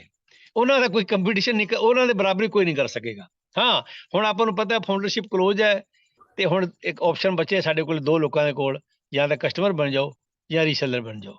ਉਹਦਾ ਹਜੇ ਲਿੰਕ ਲੁੰਕ ਨਹੀਂ ਆਇਆ, ਚਲੋ ਆਏਗਾ, ਲੇਕਿਨ ਉਹ ਕਸਟਮਰ ਤੇ ਰੀਸੈਲਰ ਤਾਂ ਬਣ ਸਕਣਗੇ, ਪਰ ਫਾਊਂਡਰ ਕਦੇ ਨਹੀਂ ਬਣ ਸਕਦੇ। ਜੋ ਫਾਊਂਡਰ ਬਣ ਚੁੱਕੇ ਆ ਆਪਾਂ we are the luckiest person on this planet. ਅੱਗੇ ਜਾ ਕੇ ਸਾਡੇ ਜ਼ਿੰਦਗੀ ਵਿੱਚ ਬੜੇ ਬੜੇ ਬਦਲਾਅ ਹੋਣੇ ਨੇ, ਉਹ ਆਪਾਂ ਅੱਗੇ ਡਿਸਕਸ ਕਰਾਂਗੇ। ਬਿਲਕੁਲ ਸਾਧੂ ਜੀ, ਜ਼ਬਰਦਸਤ। ਵਾਕਈ ਤੁਸੀਂ ਇਹ ਗੱਲ ਸਹੀ ਕੀਤੀ ਹੈ। ਮੈਂ ਐਕਚੁਅਲੀ ਜਿੱਥੇ ਜਿੰਨੇ ਵੀ ਇੰਟਰਵਿਊ ਵਾਸਤੇ ਆਉਂਦੇ ਆ, ਅਸੀਂ ਕੁਝ ਨਾ ਕੁਝ ਸਿੱਖਦੇ ਹਾਂ। ਹਰ ਬੰਦਾ ਇੱਕ ਨਵੀਂ ਗੱਲ ਸਾਨੂੰ ਐਜੂਕੇਟ ਕਰਕੇ ਜਾਂਦਾ ਹੈ, ਅਸੀਂ ਤੇ ਹਰ ਬੰਦੇ ਕੋਲ ਸਿੱਖਦੇ ਹਾਂ। ਤੇ ਬਾਕੀ ਮਿਲੀਨੀਅਮ ਵਾਲੀ ਗੱਲ ਮੇਰੀ ਕੰਨਾਂ ਤੱਕ ਲੰਘੀ ਸੀ, ਲੇਕਿਨ ਮੈਂ ਉਹਨੂੰ ਮਿਲੀਨੀਅਰ ਦੇ ਟਰਮ ਵਿੱਚ ਲਿੱਤਾ ਸੀ, ਕਿਉਂਕਿ ਯੈਸ, ਕਿਉਂਕਿ ਐਸਐਸ ਤੇ ਮੈਂ ਉਹਨੂੰ ਲੇਕਿਨ ਉਹਨੂੰ ਉਸੇ ਟਰਮ ਵਿੱਚ ਲਿੱਤਾ ਸੀ। ਲੇਕਿਨ ਦੂਸਰੀ ਗੱਲ ਜਿਹੜੀ ਤੁਸੀਂ 2224 ਵਾਲੀ ਗੱਲ ਕੀਤੀ ਸੀ, ਉਹ ਮੈਂ ਹਾਈਲਾਈਟ ਕੀਤੀ ਸੀ ਆਪਣੇ ਗਰੁੱਪ ਵਿੱਚ ਤੇ ਆਪਣੇ ਜਿਹੜੇ ਮੈਂ ਆਪਣੀ ਅਪਡੇਟਸ ਦਿੰਦਾ। ਬਾਕੀ ਲੇਕਿਨ ਹੈ ਕਿ ਬਾਕੀ ਅਗਰ ਤੁਸੀਂ ਮਿਸਟਰ ਐਸ਼ ਦੀ ਅਗਰ ਗੱਲਾਂ ਸੁਣੋ ਤਾਂ ਉਹਨਾਂ ਦੀ ਹਰ ਗੱਲ ਵਿੱਚ ਹਿੰਟਸ ਹੁੰਦਾ ਹੈ, ਤੇ ਉਹ ਇੱਕ ਸ਼ਾਰਟ ਗੱਲ ਕਰਦੇ ਨੇ। ਦੇਖੇ ਤੁਸੀਂ, ਮੈਂ ਤੁਹਾਨੂੰ ਇੱਕ ਬੜੀ ਸੋਹਣੀ ਜਿਹੀ ਗੱਲ ਦੱਸ ਦਿੰਦਾ ਜੀ। ਇਹ ਅਗਰ 2-3 ਗੱਲਾਂ ਹੈ ਮਿਸਟਰ ਐਸ਼ ਦੀ ਜਿਹੜੀ ਮੈਂ ਰਿਲੇਟ ਕਰਦਾ, ਇਸ ਮਿਸਟਰ ਐਸ਼ ਦਾ ਯਾਨੀ ਮੈਂ ਕਹਿੰਦਾ ਉਹਨਾਂ ਦੇ ਵਿਜ਼ਨ ਦਾ ਅੰਦਾਜ਼ਾ ਲਾ ਸਕਦੇ ਹਾਂ ਅਸੀਂ, ਕਿ ਜੀ ਇੱਕ ਤੇ ਹੈ ਕਿ ਉਹਨਾਂ ਨੇ ਗੱਲ ਕੀਤੀ ਸੀ ਕਿ ਗਲੋਬਲ ਲੀਡਰ ਦੀ ਗੱਲ ਕੀਤੀ ਸੀ। ਉਹਨਾਂ ਜੀ ਨੇ ਗਲੋਬਲ ਲੀਡਰ ਚੂਜ਼ ਕਰਨ ਦਾ ਕ੍ਰਾਈਟੇਰੀਆ ਡਿਫਰੈਂਟ ਹੋਏਗਾ। ਯਾ ਪਹਿਲੇ ਲੀਡਰ ਚੂਜ਼ ਕਿਸ ਤਰ੍ਹਾਂ ਹੁੰਦੇ ਸੀ, ਜਿਹਦੀ ਟੀਮ ਵੱਡੀ, ਕਰੈਕਟ ਲੀਡਰ। ਉਹਨਾਂ ਨੇ ਇੱਕ ਹਾਂ ਇਹ ਗੱਲ ਕੀਤੀ। ਫਿਰ ਉਹਨਾਂ ਵਾਸਤੇ ਉਹਨਾਂ ਨੂੰ ਐਕਸਪਲੇਨ ਕੀਤਾ ਅੱਗੇ। ਕਿੱਥੋਂ ਹਾਂਜੀ ਐਕਸਪਲੇਨ ਕੀਤਾ? ਉਹਨੇ ਜਿਹੜੀ ਮਿਸਾਲ ਦਿੱਤੀ ਟਰਸਟ ਔਰ ਕੌਨਫੀਡੈਂਸ ਦੀ, ਨੇਵੀ ਸੀਲ ਦੀ। ਯੈਸ ਕਿ ਅਗਰ ਦੇਖਾ ਜੇ ਤੁਸੀਂ ਆਪਸ ਵਿੱਚ ਕਨੈਕਸ਼ਨ ਜੋੜੋ ਨਾ, ਤੁਹਾਨੂੰ ਸਵਾਲਾਂ ਦੇ ਜੀ ਜਵਾਬ ਤੁਹਾਨੂੰ ਮਿਲ ਜਾਣਗੇ। ਠੀਕ ਹੈ। ਤੇ ਕਹਿਣੇ ਦਾ ਮਕਸਦ ਸਿਰਫ ਇੰਨਾ ਹੈ ਕਿ ਮਿਸਟਰ ਐਸ਼ ਆਪਣੀ ਗੱਲਾਂ ਦੇ ਜਵਾਬ ਦੇ ਦਿੰਦੇ, ਲੇਕਿਨ ਜਿਹੜੇ ਸਕੋਰ ਫਿਕਰ ਕਰਨ ਵਾਲੇ ਹੁੰਦੇ ਨੇ ਉਹ ਇਹਦਾ ਜਵਾਬ ਲੱਭ ਹੀ ਲੈਂਦੇ ਨੇ ਔਰ ਰਿਲੇਟ ਯੈਸ ਕਰਦੇ ਨੇ। ਯੈਸ ਠੀਕ, तो यही वजह है कि ਬਿਲਕੁਲ यही वजह है कि ਜਿਹੜੇ ਪਹਿਲੇ 15 ਜਨਰੇਸ਼ਨ ਨਜ਼ਰ ਆ ਰਹੀ ਸੀ, ਉਹਨੇ ਚ ਹੁਣ 14 ਗਾਇਬ ਹੋ ਗਈਆਂ। ਸਿਰਫ ਇਸ ਵਾਸਤੇ ਕਿ ਉਹ ਕਨਸੈਪਟ ਹੀ ਨਹੀਂ, ਉਹ ਬਿਜ਼ਨਸ ਨਹੀਂ ਹੈ, ਟੀਮ ਵਾਲਾ ਬਿਜ਼ਨਸ ਨਹੀਂ ਹੈ। ਤੇ ਮੇਰੇ ਖਿਆਲ ਮੈਂ ਐਸਾ ਯੂਨੀਕ ਕਨਸੈਪਟ ਹੈ, ਪਹਿਲੇ ਅਸੀਂ ਕਦੀ ਨਹੀਂ ਵੇਖਿਆ। ਅੱਛਾ, ਤੁਸੀਂ ਇਹ ਨਹੀਂ ਵੀ ਹੋਇਆ ਗੱਲ ਦੱਸੀ ਕੀਤੀ ਹੈ, ਸੋਹਣੀ ਗੱਲ ਕੀਤੀ ਹੈ। ਤੁਸੀਂ ਇਹ ਦੱਸੋ ਕਿ ਇਹਦੀ ਗੱਲ ਚੱਲ ਹੀ ਰਹੀ ਹੈ, ਆਇੰਦਾ ਆਉਣ ਵਾਲੇ ਜੀ ਜਿਹੜੇ 5 ਸਾਲ ਨੇ, ਤੁਸੀਂ ਔਨ ਪੈਸੇ ਨੂੰ ਜੀ ਕਿੱਥੇ ਦੇਖਦੇ ਹੋ? ਜੀ ਵੈਰੀ ਗੁੱਡ ਦੇਖੋ ਜੀ, ਹਜੇ ਤੱਕ ਤਾਂ ਸਾਡੇ ਕੋਲ ਸਾਨੂੰ ਆਪਾਂ 4 ਸਾਲ ਹੋ ਗਏ ਕੰਪਨੀ ਨੂੰ ਸਟੈਬਲਿਸ਼ ਕੀਤਿਆਂ ਨੂੰ, ਤੇ 4 ਸਾਲ ਦੇ ਵਿੱਚ ਜਿਹੜੀ ਜਰਨੀ ਕੀਤੀ ਹੈ ਔਨ ਪੈਸਿਵ ਨੇ, ਉਹ ਸਾਨੂੰ ਹਜੇ, ਮੈਂ ਫਿਰ ਬਾਰ-ਬਾਰ ਕਹਿ ਦੇਵਾਂ ਵੀ we just only know 10%, 90% we don't know. ਹਾਂ, ਇਹ ਗੱਲ ਬਹੁਤ ਇੰਪੋਰਟੈਂਟ ਹੈ। 90% ਹੋ ਚੁੱਕਿਆ ਲੇਕਿਨ ਸਾਨੂੰ ਨਹੀਂ ਪਤਾ। ਹੁਣ ਕਿਉਂਕਿ ਉਹ ਜਿਹੜੀ ਤੁਸੀਂ ਹੁਣ ਗੱਲ ਕੀਤੀ ਬਿਲਕੁਲ ਸਹੀ, ਕਿ ਉਹ ਕੁਝ ਹਿੰਟ ਦਿੰਦਾ ਹੈ, ਉਹ ਹਿੰਟ ਦੇ ਵਿੱਚ ਸਾਨੂੰ ਕੈਚ ਕਰਨਾ ਪਏਗਾ। ਜਿਸ ਤਰ੍ਹਾਂ ਉਹਨਾਂ ਨੇ ਕਿਹਾ ਸੀ ਇੱਕ ਵਾਰੀ ਕਿ ਇੱਕ ਇਹੋ ਜਿਹਾ ਡਿਵਾਈਸ ਦੇਵਾਂਗਾ, ਤੁਹਾਡੇ ਘਰਾਂ 'ਚ ਹੋਏਗਾ, ਤੁਹਾਡੀ ਸਾਰੀ એનર્ਜੀ ਨੀਡਸ ਪੂਰੀ ਹੋ ਜਾਏਗੀ। ਇੱਕ ਉਹਨੇ ਕਿਹਾ ਸੀ ਇੱਕ ਵਾਰੀ ਕਿ ਅਗਰ ਐਪਲ ਅੱਜ ਟੀਵੀ ਲਾਂਚ ਕਰੇ ਤਾਂ ਸਾਰੇ ਕਹਿਣ ਲੱਗੇ ਹਾਂਜੀ ਅਸੀਂ ਲੈ ਲਾਂਗੇ, ਗ੍ਰੈਬ ਕਰਾਂਗੇ। ਤਾਂ ਫਿਰ ਉਹਨੇ ਆਪਣਾ ਦੱਸਿਆ ਵੀ ਸਾਡਾ ਇਹੋ ਜਿਹਾ ਟੀਵੀ ਹੋਏਗਾ। ਫਿਰ ਤਾਂ ਇਸ ਤੋਂ ਇੱਕ ਹਿੰਟ ਮਿਲਦਾ ਹੈ ਕਿ ਕੁਝ ਅਲੱਗ ਹੀ ਹੋ ਰਿਹਾ ਹੈ, ਜੋ ਪਹਿਲਾਂ ਕਦੇ ਦੁਨੀਆ 'ਚ ਨਹੀਂ ਹੋਇਆ। ਉਹ 5 ਸਾਲ ਦੀ ਗੱਲ ਆਪਾਂ ਕਰੀਏ ਤਾਂ ਲਾਂਚਿੰਗ ਤੋਂ ਬਾਅਦ ਦੀ ਗੱਲ ਤਾਂ ਮੈਂ ਤੁਹਾਨੂੰ ਦੱਸਾਂਗਾ ਵੀ ਹਜੇ ਲਾਂਚਿੰਗ ਸਾਡੀ ਹੋਈ ਨਹੀਂ ਕੰਪਨੀ, ਤੇ 2020 ਤੋਂ ਲੈ ਕੇ 22 ਤੱਕ ਦਾ ਸਫ਼ਰ ਹੈ, ਇਹ ਬਹੁਤ ਇੰਪੋਰਟੈਂਟ ਹੈ। ਉਹਦੇ ਵਿੱਚ ਇੰਨਾ ਡਿਵੈਲਪਮੈਂਟ ਹੋ ਚੁੱਕਾ ਹੈ, ਇੰਨਾ ਵਾਸਟ ਡਿਵੈਲਪਮੈਂਟ ਹੋ ਚੁੱਕਾ ਹੈ। ਉਹਦੇ ਵਿੱਚ ਐਸ਼ ਨੂੰ ਓਨਲੀ ਐਸ਼ ਨੋਜ਼, ਕੁਝ ਮੈਨੂੰ ਨਹੀਂ ਲੱਗਦਾ ਵੀ ਕਿਸੇ ਹੋਰ ਲੀਡਰ ਨੂੰ ਦੱਸਿਆ ਹੋਵੇਗਾ ਉਹਨੇ। ਰੈਡ ਰੈਫਰਿਨ ਤੇ 3 ਜਿਹੜੇ ਬੰਦੇ ਹੋਦੇ ਆ ਉਹਨਾਂ ਨੂੰ ਸ਼ਾਇਦ ਥੋੜਾ ਬਹੁਤ ਪਤਾ ਹੋਵੇਗਾ, ਮੇਰੇ ਖਿਆਲ 'ਚ ਜ਼ਿਆਦਾ ਨਹੀਂ ਪਤਾ ਹੋਵੇਗਾ। ਜੀ, ਜ਼ਿਆਦਾ ਨਹੀਂ ਪਿਛਲੀ ਪਤਾ। ਗੱਲ ਉਹ ਆਪਣੇ ਪਾਸ ਰੱਖ, ਹਾਂ ਉਹ ਆਪਣੇ ਅੱਛਾ, ਕੋਲ ਰੱਖਦਾ ਬਿਹਤਰ ਹੈ, ਹੈ। ਦੱਸਦਾ ਨਹੀਂ। ਜੀ ਨਹੀਂ ਹਾਂਜੀ, ਸਰ। ਸਾਡੇ ਨਾਲ ਫਿਰ ਵੀ ਬਿਹਤਰ ਹੈ ਉਹ, ਕਿਉਂਕਿ ਉਹਨਾਂ ਦਾ ਡਿਸਕਸ਼ਨ ਚੱਲਦਾ ਰਹਿੰਦਾ ਉਹਨਾਂ ਦਾ, ਤੇ ਡਿਸਕਲੋਜ਼ ਉਹ ਵੀ ਨਹੀਂ ਕਰਦੇ, ਤੇ ਕਿਉਂਕਿ ਐਸ਼ ਨੇ ਰੋਕਿਆ ਹੋਇਆ ਉਹਨਾਂ ਨੂੰ। ਤਾਂ ਜਿਹੜੀ ਜਰਨੀ ਹੁਣ 2020 ਤੋਂ ਲੈ ਕੇ 22 ਤੱਕ ਹੋ ਚੁੱਕੀ ਹੈ, ਉਹ ਐਸ਼ ਵੀ ਇੰਨਾ ਉਹਦਾ ਵਿਜ਼ਨ ਬਰੋਡ ਹੋ ਗਿਆ ਹੈ ਕਿ ਕੀ ਲੈ ਕੇ ਆਏਗਾ। ਉਹ ਧਰਤੀ ਨੂੰ ਚੇਂਜ ਕਰਨ ਦੀ, ਉਹ ਲਿਖਿਆ ਨਾ we can change the face of the earth, ਅਸੀਂ ਪੂਰੀ ਪਲੈਨਟ ਦਾ ਫੇਸ ਹੀ ਚੇਂਜ ਕਰ ਦੇਵਾਂਗੇ। ਇਹ ਕਿਸ ਤਰ੍ਹਾਂ ਹੋ ਸਕਦਾ ਹੈ? ਅਗਰ ਇੱਕ ਇਨਸਾਨ ਕੋਸ਼ਿਸ਼ ਕਰੇ, ਆਪਦੇ ਪਿੰਡ ਦਾ, ਆਪਦੇ ਸ਼ਹਿਰ ਦਾ ਫੇਸ ਚੇਂਜ ਨਹੀਂ ਕਰ ਸਕਦਾ, ਤਹਿਸੀਲ ਦਾ ਨਹੀਂ ਕਰ ਸਕਦਾ, ਡਿਸਟ੍ਰਿਕਟ ਦਾ ਨਹੀਂ ਕਰ ਸਕਦਾ। He is talking about changing the whole planet. ਇਹ ਕਿੰਨੀ ਵੱਡੀ ਗੱਲ ਹੋਏਗੀ ਕੋਈ ਇਹੋ ਜੀ ਜਿਹੜੀ ਛੁਪੀ ਵਿੱਚ ਹੈ, ਸਾਨੂੰ ਨਹੀਂ ਪਤਾ। ਜਿਸ ਦਿਨ ਕੰਪਨੀ ਦੇਖੋ ਲਾਂਚ ਹੋ ਗਈ ਨਾ, ਮੇਰੇ ਖਿਆਲ 'ਚ ਹੁਣ ਜ਼ਿਆਦਾ ਵਕਤ ਨਹੀਂ ਬਚਿਆ ਹੋਏਗਾ, ਆਪਾਂ ਨੂੰ ਡੇਟ ਨਹੀਂ ਪਤਾ, ਲੇਕਿਨ ਕੁਝ ਕਹਿ ਰਹੇ ਨੇ Very ਕਿ ਬਾय ਦ soon. ਐਂਡ ਆਫ, ਜੀ Very soon. ਹਾਂ very soon within I think 6 or 8 weeks. ਤੇ ਉਹ ਜਦੋਂ ਲਾਂਚ ਹੋ ਗਿਆ ਫਿਰ ਤਾਂ ਕੁਝ ਨਾ ਕੁਝ ਸਭ ਕੁਝ ਸਾਹਮਣੇ ਆ ਜਾਏਗਾ, ਕੁਝ ਨਾ ਕੁਝ ਆਏਗਾ ਸਾਹਮਣੇ ਜੋ ਹੈ ਅਭੀ ਤੱਕ। ਲੇਕਿਨ ਅੱਗੇ ਜਿਹੜੇ ਤੁਸੀਂ 5 ਸਾਲ ਪੁੱਛੇ ਮੇਰੇ ਕੋਲੋਂ, ਜੀ। ਉਹ 5 ਸਾਲ ਦੇ ਵਿੱਚ ਮੈਂ ਕਦੇ ਸੋਚਦਾ ਹੁੰਦਾ ਕਿ ਯਾਰ ਜਿਹੜੀ ਔਨ ਪੈਸਿਵ ਦੀ ਗੱਲ ਹੈ, ਔਨ ਪੈਸਿਵ ਦੇ ਬਾਰੇ ਜੋ ਐਸ਼ ਗੱਲ ਕਰਦਾ ਹੈ ਕਿ ਵੀ 10 ਲੱਖ ਗੁਣਾ ਵੱਡੀ ਹੈ, ਤੁਸੀਂ ਨਹੀਂ ਜਾਣਦੇ ਕਿੰਨੀ ਵੱਡੀ ਹੈ। ਉਹ 10 ਲੱਖ ਗੁਣਾ ਕੀ ਹੋਏਗਾ? ਮੈਂ ਕਦੇ ਸੋਚਦਾ ਹੁੰਦਾ ਇਹਦੇ ਬਾਰੇ। ਫਿਰ ਮੈਂ ਸੋਚਦਾ ਹੈ, ਉਹ ਮੇਰੀ ਇਮੇਜਿਨੇਸ਼ਨ ਹੈ, ਮੈਂ ਕਿਸੇ ਦੇ ਉੱਤੇ ਸਵਾਲ ਨਹੀਂ ਕਰ ਰਿਹਾ। ਮੈਂ ਇਹ ਸੋਚਦਾ ਕਿ ਔਨ ਪੈਸਿਵ ਇੱਕ ਦਿਨ ਇਹੋ ਜਿਹੀ ਹੋ ਜਾਏਗੀ 5 ਸਾਲ ਦੇ ਵਿੱਚ 500 ਕਰੋੜ ਲੋਕ ਜੌਨ ਕਰ ਚੁੱਕੇ ਹੋਣਗੇ, ਤੇ 500 ਕਰੋੜ ਦੇ ਵਿੱਚੋਂ ਘੱਟੋ ਘੱਟ 100 ਕਰੋੜ ਲੋਕਾਂ ਦੀ ਜ਼ਿੰਦਗੀ ਬਦਲ ਚੁੱਕੀ ਹੋਏਗੀ।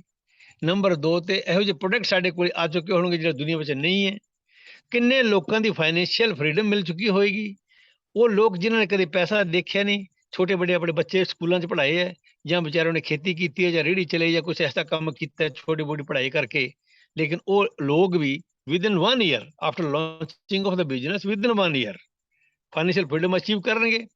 ਕਾਰਾਂ ਤੇ ਕਰੋੜਾਂ ਰੁਪਏ ਦੀਆਂ ਕਾਰਾਂ ਉਹਨਾਂ ਕੋਲ ਹੋਣਗੀਆਂ, ਉਹ ਵਿਦੇਸ਼ੀ ਯਾਤਰਾ ਕਰ ਸਕਦੇ ਹੈ, ਬੱਚੇ ਬਾਹਰ ਜਾ ਸਕਦੇ ਹੈ, ਉਹ ਫਾਈਨੈਂਸ਼ੀਅਲ ਫਰੀडम ਅਚੀਵ ਕਰ ਸਕਦੇ ਹੈ। ਉਹਨਾਂ ਦੀ ਲਾਈਫ ਦੇ, ਕਿਉਂਕਿ ਇੱਕ ਗਰੀਬ ਇਨਸਾਨ ਜਦੋਂ ਪੈਸਾ ਦੇਖਦਾ ਹੈ ਉਹਦੇ ਚਿਹਰੇ ਦੀ ਚਮਕ ਦੇਖਣ ਵਾਲੀ ਹੁੰਦੀ ਹੈ। ਤਾਂ ਇਹੋ ਜਿਹੇ ਲੋਕ ਜੋ ਬਿਨਾਂ ਫੜ ਕਰਕੇ ਉਹਨਾਂ ਨੂੰ ਪੈਸਾ ਦਿੱਤਾ ਜਾਏਗਾ ਤੇ ਮਿਲੇਗਾ, ਕਿੰਨੀਆਂ ਖੁਸ਼ੀਆਂ ਉਹਨੇ ਜ਼ਿੰਦਗੀ ਵਿੱਚ ਆਉਣਗੀਆਂ। ਅਗਲੇ ਆਉਣ ਵਾਲੇ 5 ਸਾਲਾਂ ਦੇ ਵਿੱਚ ਜੋ ਔਨ ਪੈਸਿਵ ਕੀ ਕਰ ਸਕਦੀ ਹੈ, ਖਾਸ ਕਰਕੇ ਕਿਉਂਕਿ ਆ ਜਿਹੜੀ ਨਵੀਂ ਟੈਕਨੋਲੋਜੀ ਹੈ, artificial intelligence and machine learning, ਇਹ ਕਿੰਨੀ ਐਡਵਾਂਸ ਟੈਕਨੋਲੋਜੀ ਹੈ। ਇਹਦੇ ਵੀ ਉੱਪਰ ਕਿੰਨੀ ਐਡਵਾਂਸ ਸਾਡੀ ਸੋਚ ਚੱਲ ਕੰਮ ਕਰੀ ਜੇ। ਅੱਜ ਕੱਲ ਆਪਾਂ ਮਾਰਕੀਟ ਵਿੱਚ ਦੇਖ ਰਹੇ ਹਾਂ, ਉਹ ਵੀ ਆਰਟੀਫਿਸ਼ੀਅਲ ਇੰਟੈਲੀਜੈਂਸ ਹੈ, ਬਟ ਲਾਈਕ ਜੋ ਐਸ਼ ਕਰ ਰਿਹਾ ਹੈ ਉਹ ਉਸ ਤੋਂ ਵੀ 2 ਸਟੈਪ ਅੱਗੇ ਹੈ। ਤਾਂ ਕਿੰਨਾ ਬਦਲਾਵ ਉਹ ਟੈਕਨੋਲੋਜੀ ਸਾਡੀ ਇਨਸਾਨ ਦੀ ਜ਼ਿੰਦਗੀ 'ਚ ਲੈ ਕੇ ਆਏਗੀ। ਇਹੋ ਜਿਹੇ ਪ੍ਰੋਡਕਟ ਸਾਡੇ ਕੋਲੇ ਆ ਜਾਣਗੇ, ਸਾਨੂੰ ਪਤਾ ਨਹੀਂ ਲੱਗੇਗਾ ਵੀ ਕਿੰਨਾ ਲੈਵਲ ਸਾਡਾ ਅਪ ਹੋ ਗਿਆ। ਕਿਉਂਕਿ ਅੱਜ ਅਗਰ ਜੇ ਕੰਪਨੀ ਲਾਂਚ ਹੁੰਦੀ ਹੈ 2 ਮਹੀਨੇ ਬਾਅਦ, 5-4 ਵੀਕ ਦੇ ਬਾਅਦ, ਤੇ ਮੇਰੇ ਖਿਆਲ 'ਚ ਕੁਝ ਫਿਜ਼ੀਕਲ ਪ੍ਰੋਡਕਟ ਆਉਣਗੇ, ਬਾਕੀ ਡਿਜੀਟਲ ਪ੍ਰੋਡਕਟ ਆਉਣਗੇ। ਉਸ ਤੋਂ ਬਾਅਦ ਕੰਟੀਨਿਊਸ ਪ੍ਰੋਸੈਸ ਹੈ ਇਹਨਾਂ ਦਾ। ਉਹਦੇ ਵਿੱਚ ਇੱਕ ਡੇਟਾ ਸੈਂਟਰ ਕਿੰਨਾ ਵੱਡਾ, ਦੇਖੋ ਸਭ ਤੋਂ ਵੱਡੀ ਗੱਲ ਮੈਂ ਭੁੱਲ ਹੀ ਗਏ ਸੀ ਆਪਾਂ ਦੱਸਣੀ, ਵੀ ਇੱਕ ਡੇਟਾ ਸੈਂਟਰ ਕੋਈ ਬਣਾਉਣਾ ਆਸਾਨ ਗੱਲ ਨਹੀਂ ਹੈ। ਮੈਂ ਨੈਟ ਤੇ ਚੈੱਕ ਕੀਤਾ ਸੀਗਾ, 2-4 ਕੰਪਨੀ ਵਰਲਡ ਦੇ ਵਿੱਚ ਇਹੋ ਜਿਹੀਆਂ ਜਿਨ੍ਹਾਂ ਕੋਲ ਡੇਟਾ ਸੈਂਟਰ ਹੈ, ਬਾਕੀ ਸਭ ਕਿਰਾਏ ਤੇ ਯੂਜ਼ ਕਰਦੀਆਂ। ਇਹ ਕਿੰਨੀ ਵੱਡੀ ਗੱਲ ਕਰਦੀ ਸੀ। ਆਪਣੇ ਸਾਡੇ ਫਾਊਂਡਰ ਅਗਰ ਮੈਨੂੰ ਸੁਣ ਰਹੇ ਹੋਣਗੇ ਜਾਂ ਤੁਸੀਂ ਜੋ ਦੇਖੋਗੇ ਬਾਅਦ ਦੇ ਵਿੱਚ, ਵੀ ਲੋਕਾਂ ਨੂੰ ਇਹ ਸੋਚਣ ਦੀ ਲੋੜ ਹੈ ਕਿ ਉਹ ਇਨਸਾਨ ਕਿੰਨਾ ਵੱਡਾ ਹੋਏਗਾ, ਕਿੱਥੋਂ ਉਹਦੇ ਪੈਸੇ ਦਾ ਸੋਰਸ ਹੈ। 20-25 ਹਜ਼ਾਰ ਕਰੋੜ ਰੁਪਇਆ ਮੈਂ ਸੁਣਿਆ ਹੈ ਕਿ ਡੇਟਾ ਸੈਂਟਰ ਦਾ ਖਰਚਾ ਹੈ, ਉਹ ਬਣਾ ਕੇ ਇੱਕ ਤਿਆਰ ਕਰ ਦਿੱਤਾ ਗਿਆ। ਇੱਕ ਉਹਨੇ ਖੁਦ ਇੱਕ ਵੈਬਿਨਾਰ 'ਚ ਗੱਲ ਬੋਲੀ ਸੀ ਕਿ ਇਸ ਤੋਂ ਵੀ ਵੱਡਾ ਬਣ ਰਿਹਾ ਹੈ, but I will note disclose the location, ਮੈਂ ਲੋਕੇਸ਼ਨ ਨਹੀਂ ਦੱਸਾਂਗਾ।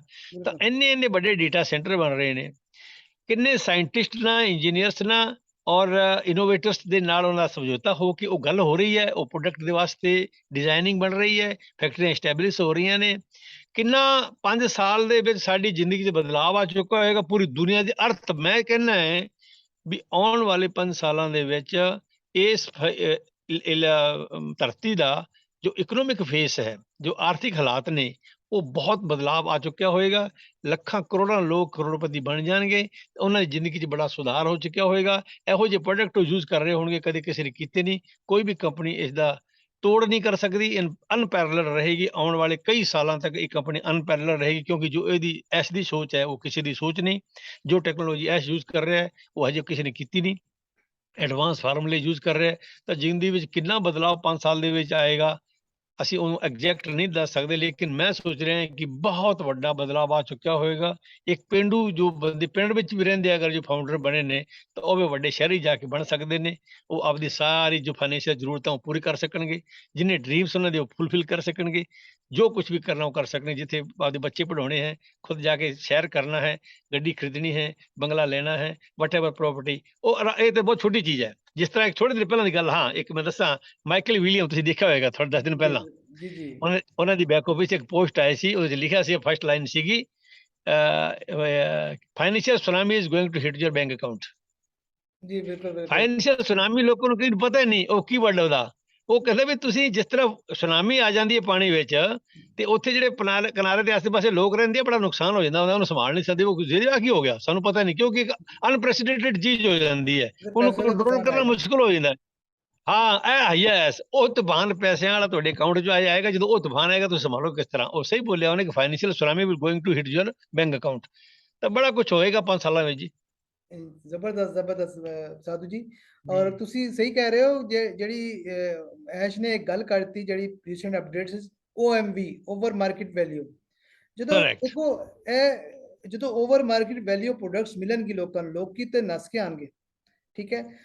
ਔਰ ਤੁਸੀਂ ਕੁਝ ਪ੍ਰੋਡਕਟਸ ਹੈ, ਜੈਸੇ ਤੁਸੀਂ ਇਲੈਕਟ੍ਰਿਸਿਟੀ ਦੀ ਗੱਲ ਕੀਤੀ ਕਿ ਐਸ਼ ਨੇ ਦੱਸਿਆ ਸੀ, ਉਹ ਸ਼ਾਇਦ ਤੁਸੀਂ ਗੌਰ ਨਹੀਂ ਕੀਤਾ। ਮੈਂ ਐਸ਼ ਨਾਲ ਕੁਐਸਚਨ ਕੀਤਾ ਸੀ ਇੱਕ, ਮੈਂ ਅਰਾਊਂਡ 13 ਜੂਨ ਨੂੰ ਜਿਹੜਾ ਹੋਇਆ ਸੀ ਨਾ ਕੁਐਸਚਨ, ਮੈਨੂੰ ਜ਼ਰਾ ਮੇਰਾ ਲਿੰਕ ਮਿਲਿਆ ਸੀ, ਤੇ ਮੈਂ ਜਦੋਂ ਐਸ਼ ਨਾਲ ਗੱਲਬਾਤ ਕਰ ਰਿਹਾ ਸੀ ਤੇ ਉਤੋਂ ਲਾਈਟ ਚਲੀ ਗਈ ਸੀ। तो क्योंकि मैं यूपीएस यूज कर रहा था, इंटरनेट डिस्कनेक्ट तो नहीं हुआ है, लेकिन ये कि लाइट मेरी डिम हो गई, पखे की आवाज आना शुरू हो गई क्योंकि वो ज्यादा खिंचना शुरू कर दी पावर। तो मैं पखा बंद करता, तो ऐश ने मैं एक्सक्यूज किया मेरे पावर इशू है। तो ऐश ने फिर वो बाद गल कही सी कि क्योंकि ਇਹੋ ਜਿਹੀ ਇੱਕ ਪ੍ਰੋਡਕਟ ਆਏਗੀ ਕਿ ਇਹ ਇਸ਼ੂ ਨਹੀਂ ਰਹੇਗਾ। ਔਰ ਜਿਹੜਾ ਮੇਰਾ ਖਿਆਲ ਹੈ ਕਿ એનર્ਜੀ ਦੀ ਗੱਲ ਕਰਦੇ ਨੇ, એનર્ਜੀ ਪ੍ਰੋਡਕਟ, એનર્ਜੀ ਤੋਂ ਰੈਲੇਵੈਂਟ ਕੋਈ ਪ੍ਰੋਡਕਟ ਹੋਣੀ। ਔਰ ਕਰੈਕਟ ਉਹਦਾ ਬਿੱਲ ਵੀ ਨਹੀਂ ਆਣਾ, ਸਭ ਤੋਂ ਚੰਗੀ ਗੱਲ ਹੈ। ਨਹੀਂ ਆਏਗਾ। ਔਰ ਹਾਂ ਤੁਸੀਂ ਦੇਖੋ ਇੱਥੇ ਮੈਂ ਜਿਹੜੀ ਗੱਲ ਸੋਚਦਾ ਸੀ ਨਾ ਕਿ ਦੋ ਅਸੀਂ ਜਿਹੜੇ ਆਈਟੀ ਦੇ ਬੰਦੇ ਨੇ, ਦੋ ਇਸ਼ੂ ਹੁੰਦੇ, ਇੱਕ ਤੇ ਲਾਈਟ ਚਲੀ ਜਾਂਦੀ ਹੈ, ਠੀਕ ਜੀ ਲਾਈਟ ਤੇ ਦੂਸਰਾ ਹੈ ਕਿ ਇੰਟਰਨੈਟ ਤੇ ਕਨੈਕਸ਼ਨ ਨਹੀਂ ਸਹੀ ਮਿਲਦਾ, ਕਰੈਕਟ ਸਪੀਡ ਨਹੀਂ ਆਉਂਦੀ ਤੇ ਨੈਟਵਰਕ ਪ੍ਰੋਬਲਮ। Network problem. ਪਹਿਲੇ ਤਾਂ ਐਸ਼ ਨੇ ਦੱਸਤਾ ਕਿ ਜਿਹੜੀ ਡਿਵਾਈਸ में ਆਏਗੀ, ਜਿਹੜੀ ਤੁਸੀਂ ਬਿਜਲੀ ਦਾ ਮਸਲਾ ਹੱਲ ਹੋ ਜਾਏਗਾ। ਦੂਸਰਾ ਹੈ ਜਾਂ ਕਿ ਇੱਕ ਇਹਨਾਂ ਦੀ ਇੱਕ ਪ੍ਰੋਡਕਟ ਹੈ ਉਹ ਵਰਚੁਅਲ, ਜਾਂ ਉਹ ਉਹਦੇ ਇੱਕ ਮਜ਼ੇਦਾਰ ਗੱਲ ਇਹ ਹੋਏਗੀ ਕਿ ਅਗਰ ਸਾਡੇ ਕੋਲ ਕੋਈ ਥੱਕਿਆ ਜਿਹਾ ਵੀ ਕਨੈਕਸ਼ਨ ਹੈ, ਉਹਦੇ ਨਾਲ ਅਸੀਂ ਲੌਗਇਨ ਕਰਾਂਗੇ, ਉਹ ਵਰਚੁਅਲ ਓਪਨ ਕਰਕੇ ਅਸੀਂ ਜਿਹੜੀ ਔਨ ਪੈਸਿਵ ਦਾ ਇੰਟਰਨੈਟ ਉਹ ਯੂਜ਼ ਕਰਾਂਗੇ ਸਪੀਡੀ, ਓਹ ਗ੍ਰੇਟ। ਤੇ ਸਾਨੂੰ ਇਹ ਇਸ਼ੂ ਨਹੀਂ ਰਹੇਗਾ। ਸਾਨੂੰ ਜੈਸੇ ਹੁੰਦਾ ਨਾ, ਜੈਸੇ ਅਗਰ ਕਿਸੇ ਜਿਹੜੇ ਚੁੱਲ੍ਹੇ ਹੁੰਦੇ ਨੇ ਸਪਾਰਕ ਚਾਹੀਦਾ ਹੁੰਦਾ ਇੱਕ, ਯਸ ਸਪਾਰਕ ਯਸ ਵਾਸਤੇ ਯਸ ਸਾਨੂੰ ਇੰਟਰਨੈਟ ਕਨੈਕਸ਼ਨ ਚਾਹੀਦਾ, ਬਾਕੀ ਅੱਗ ਸਾਡੀ ਆਪਣੀ ਹੈ। ਇੱਕ ਵਾਰੀ ਉਹਨਾਂ ਨੇ ਇਹ ਵੀ ਕਿਹਾ ਸੀਗਾ ਕਿ ਮੇਰੇ ਖਿਆਲ ਮੋਬਾਈਲ ਫੋਨ ਦੀ ਗੱਲ ਚੱਲੀ ਸੀ ਕਿ ਤੁਹਾਡੇ ਮੋਬਾਈਲ ਦੇ ਵਿੱਚ 5G ਕਨੈਕਸ਼ਨ ਆਟੋਮੈਟਿਕ ਚੱਲੇਗਾ ਤੇ ਉਹਦਾ ਰਿਚਾਰਜ ਵੀ ਨਹੀਂ ਕਰਨਾ ਤੇ ਸਪੀਡ 5G ਦੀ ਹੋਏਗੀ। ਔਰ ਇੱਕ ਹੋਰ ਗੱਲ ਵੀ ਕੀਤੀ ਸੀ ਕਿ ਵਾਇਰਲੈਸ ਯਾਨੀ ਟੀਵੀ ਹੋਏਗਾ ਜਿਹੜਾ ਜਿਹਦੇ ਸਵਿਚ ਦੇ ਬਗੈਰ ਹੋਣਾ ਤੇ ਯਸ ਚਾਰਜੇਬਲ ਵੀ ਨਹੀਂ ਹੋਣਾ। ਫਿਰ ਇੱਕ ਦਫਾ ਇਹ ਵੀ ਗੱਲ ਕੀਤੀ ਸੀ ਕਿ ਆਈਫੋਨ 13 ਤੇ ਨਹੀਂ, ਲੇਕਿਨ ਇਹੋ ਜਿਹੀ ਪ੍ਰੋਡਕਟ ਆਣਗੀ, ਤੇ ਇਹ ਸਾਡੇ ਹਿੰਟਸ ਹੁੰਦੇ ਨੇ ਕਿ ਪ੍ਰੋਡਕਟ ਜਿਹੜੀ ਬਿਲਕੁਲ ਹਰ ਕਿਸਮ ਦੀ ਪ੍ਰੋਡਕਟ ਕਰੈਕਟ। ਆਣਗੀ। ਤੇ ਫਿਰ ਇੱਕ ਦਫਾ ਸ਼ੁਰੂ ਜੀ, ਅਗਰ ਤੁਹਾਨੂੰ ਯਾਦ ਹੋਵੇ, ਇਹਨਾਂ ਨੇ ਕਿਹਾ ਸੀ ਕਿ ਲਾਈਫ ਸੇਵਿੰਗ ਪ੍ਰੋਡਕਟਸ ਹੋਣਗੀ, ਜਿਹੜੀ ਯੂਐਸ ਆਰਮੀ ਨੂੰ ਰਿਵਿਊ ਵਾਸਤੇ ਦਿੱਤੀ ਹੈ। ਉਹਦੇ ਬਾਅਦ ਯਸ ਜ਼ਿਕਰ ਨਹੀਂ ਕੀਤਾ। ਇਹ ਸਾਰੇ ਕੰਮ ਪਿੱਛੇ ਹੋ ਰਹੇ ਨੇ ਬੈਕ ਐਂਡ ਤੇ, ਇਹ ਤਾਂ ਸਾਡੇ ਕਰੈਕਟ ਵਕਤ ਆਣਗੇ ਤੇ ਸ਼ਾਮਾਂ ਰਿਵੀਲ ਹੋਣਗੀ, तो बहुत ही ਜ਼ਬਰਦਸਤ ਹੋਏਗਾ। ਤੇ ਅਸੀਂ ਗੱਲਾਂ ਤਾਂ ਕਰ ਹੀ ਰਹੇ ਹਾਂ, ਲੇਕਿਨ ਅਸੀਂ ਜੋ ਮਿਸਟਰ ਐਸ਼ ਦੀ ਗੱਲ ਕਰਦੇ ਹਾਂ, ਤੇ ਮਿਸਟਰ ਜੀ ਐਸ਼ ਮਫਾਰੇ ਤੁਹਾਨੂੰ ਪਤਾ ਜੀਨੀਅਸ ਮਾਸਟਰਮਾਈਂਡ। ਅਸੀਂ ਦੇਖੋ ਜੀ ਕੁਝ ਐਸ਼ ਦੇ ਗੱਲਾਂ ਬਾਰੇ ਮੈਂ ਤੁਹਾਨੂੰ ਦੱਸਾਂ ਜੀ ਵਸੀਮ ਜੀ, ਮੈਂ I am going to interrupt you. G S ਜੋ ਇੱਕ ਪਰਸਨੈਲਿਟੀ ਹੈ, ਮੈਂ ਤਾਂ ਉਹਨੂੰ ਕਹਿੰਦਾ ਕਿ he God has sent him an angel on earth. ਦੇਖੋ ਉਹਦੀ ਸਾਰੀ ਚੀਜ਼ ਹੀ ਵੱਖਰੀ ਹੈ, ਮੈਂ ਕੀ ਨਾਂ ਲਵਾਂ ਉਹਦਾ। ਬਿਲਕੁਲ ਸਹੀ, ਉਹਦੀ ਪਰਸਨੈਲਿਟੀ ਵੱਖਰੀ ਹੈ, ਉਹਦੀ ਸੋਚ ਵੱਖਰੀ ਹੈ, ਉਹਦਾ ਵਿਜ਼ਨ ਵੱਖਰਾ ਹੈ। ਜ਼ਬਰਦਸਤ ਹੁਣ ਦੇਖੋ ਜਦੋਂ ਕਾਰਪੋਰੇਟ ਵਰਲਡ ਦੀ ਮੈਂ ਗੱਲ ਕਰਾਂ, ਪਿੱਛੇ ਆਪਾਂ ਦੇਖੀਏ 100 ਸਾਲ ਦੀ ਪਿੱਛੇ ਗੱਲ ਕਰੀਏ ਤਾਂ ਇਹੋ ਜਿਹਾ ਇੱਕ ਵੀ ਇਨਸਾਨ ਪੈਦਾ ਨਹੀਂ ਹੋਇਆ ਅੱਜ ਤੱਕ ਜਿਹਨੇ ਲੋਕਾਂ ਦੀ ਭਲਾਈ ਦੇ ਬਾਰੇ ਸੋਚਿਆ ਹੋਵੇ। ਬਿਲਕੁਲ ਸਹੀ। ਸਭ ਕਹਿੰਦੇ ਵੀ ਮੇਰੇ ਕੋਲੇ ਪੈਸਾ ਆ ਜਾਵੇ, ਮੈਂ ਮਾਲਕ ਹੋਵਾਂ ਤੇ ਬਾਰੀ ਦੁਨੀਆ ਮੇਰੀ ਨੌਕਰ ਹੋਵੇ ਸਾਰੀ। ਦਿਸ ਵਾਜ਼ ਦਾ ਥਿੰਕਿੰਗ। ਇਹਨੂੰ ਬੋਲਦੇ ਆ ਇੰਗਲਿਸ਼ ਦੇ ਵਿੱਚ ਮੈਟੀਰੀਅਲਿਸਟਿਕ ਅਪਰੋਚ।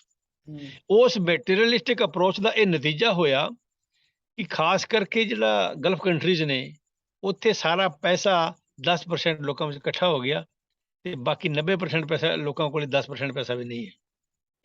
ਸਿਮਿਲਰਲੀ ਏਸ਼ੀਆ ਦੇ ਵਿੱਚ ਹੋਰ ਦੇਸ਼ ਦੀ ਸੁਣੀ ਸਭ ਤੋਂ ਜ਼ਿਆਦਾ ਹਾਲਾਤ ਏਸ਼ੀਆ ਦੀ ਖਰਾਬ ਹੈ, ਪਾਕਿਸਤਾਨ ਇੰਡੀਆ ਵੀ ਸ਼ਾਮਲ ਹੈ ਉਹਦੇ ਵਿੱਚ। ਸਾਡੇ ਕੋਲ ਵੀ 10% ਲੋਕ ਹੈ ਉਹ ਜਿਹਨੇ ਬੈਠੇ ਜਿਹੜੇ ਧਨ ਤੇ ਕਬਜ਼ਾ ਕਰੀ ਬੈਠੇ ਹੈ, ਤੇ ਬਾਕੀ 75% ਲੋਕਾਂ ਕੋਲ 10% ਪੈਸਾ ਹੈ।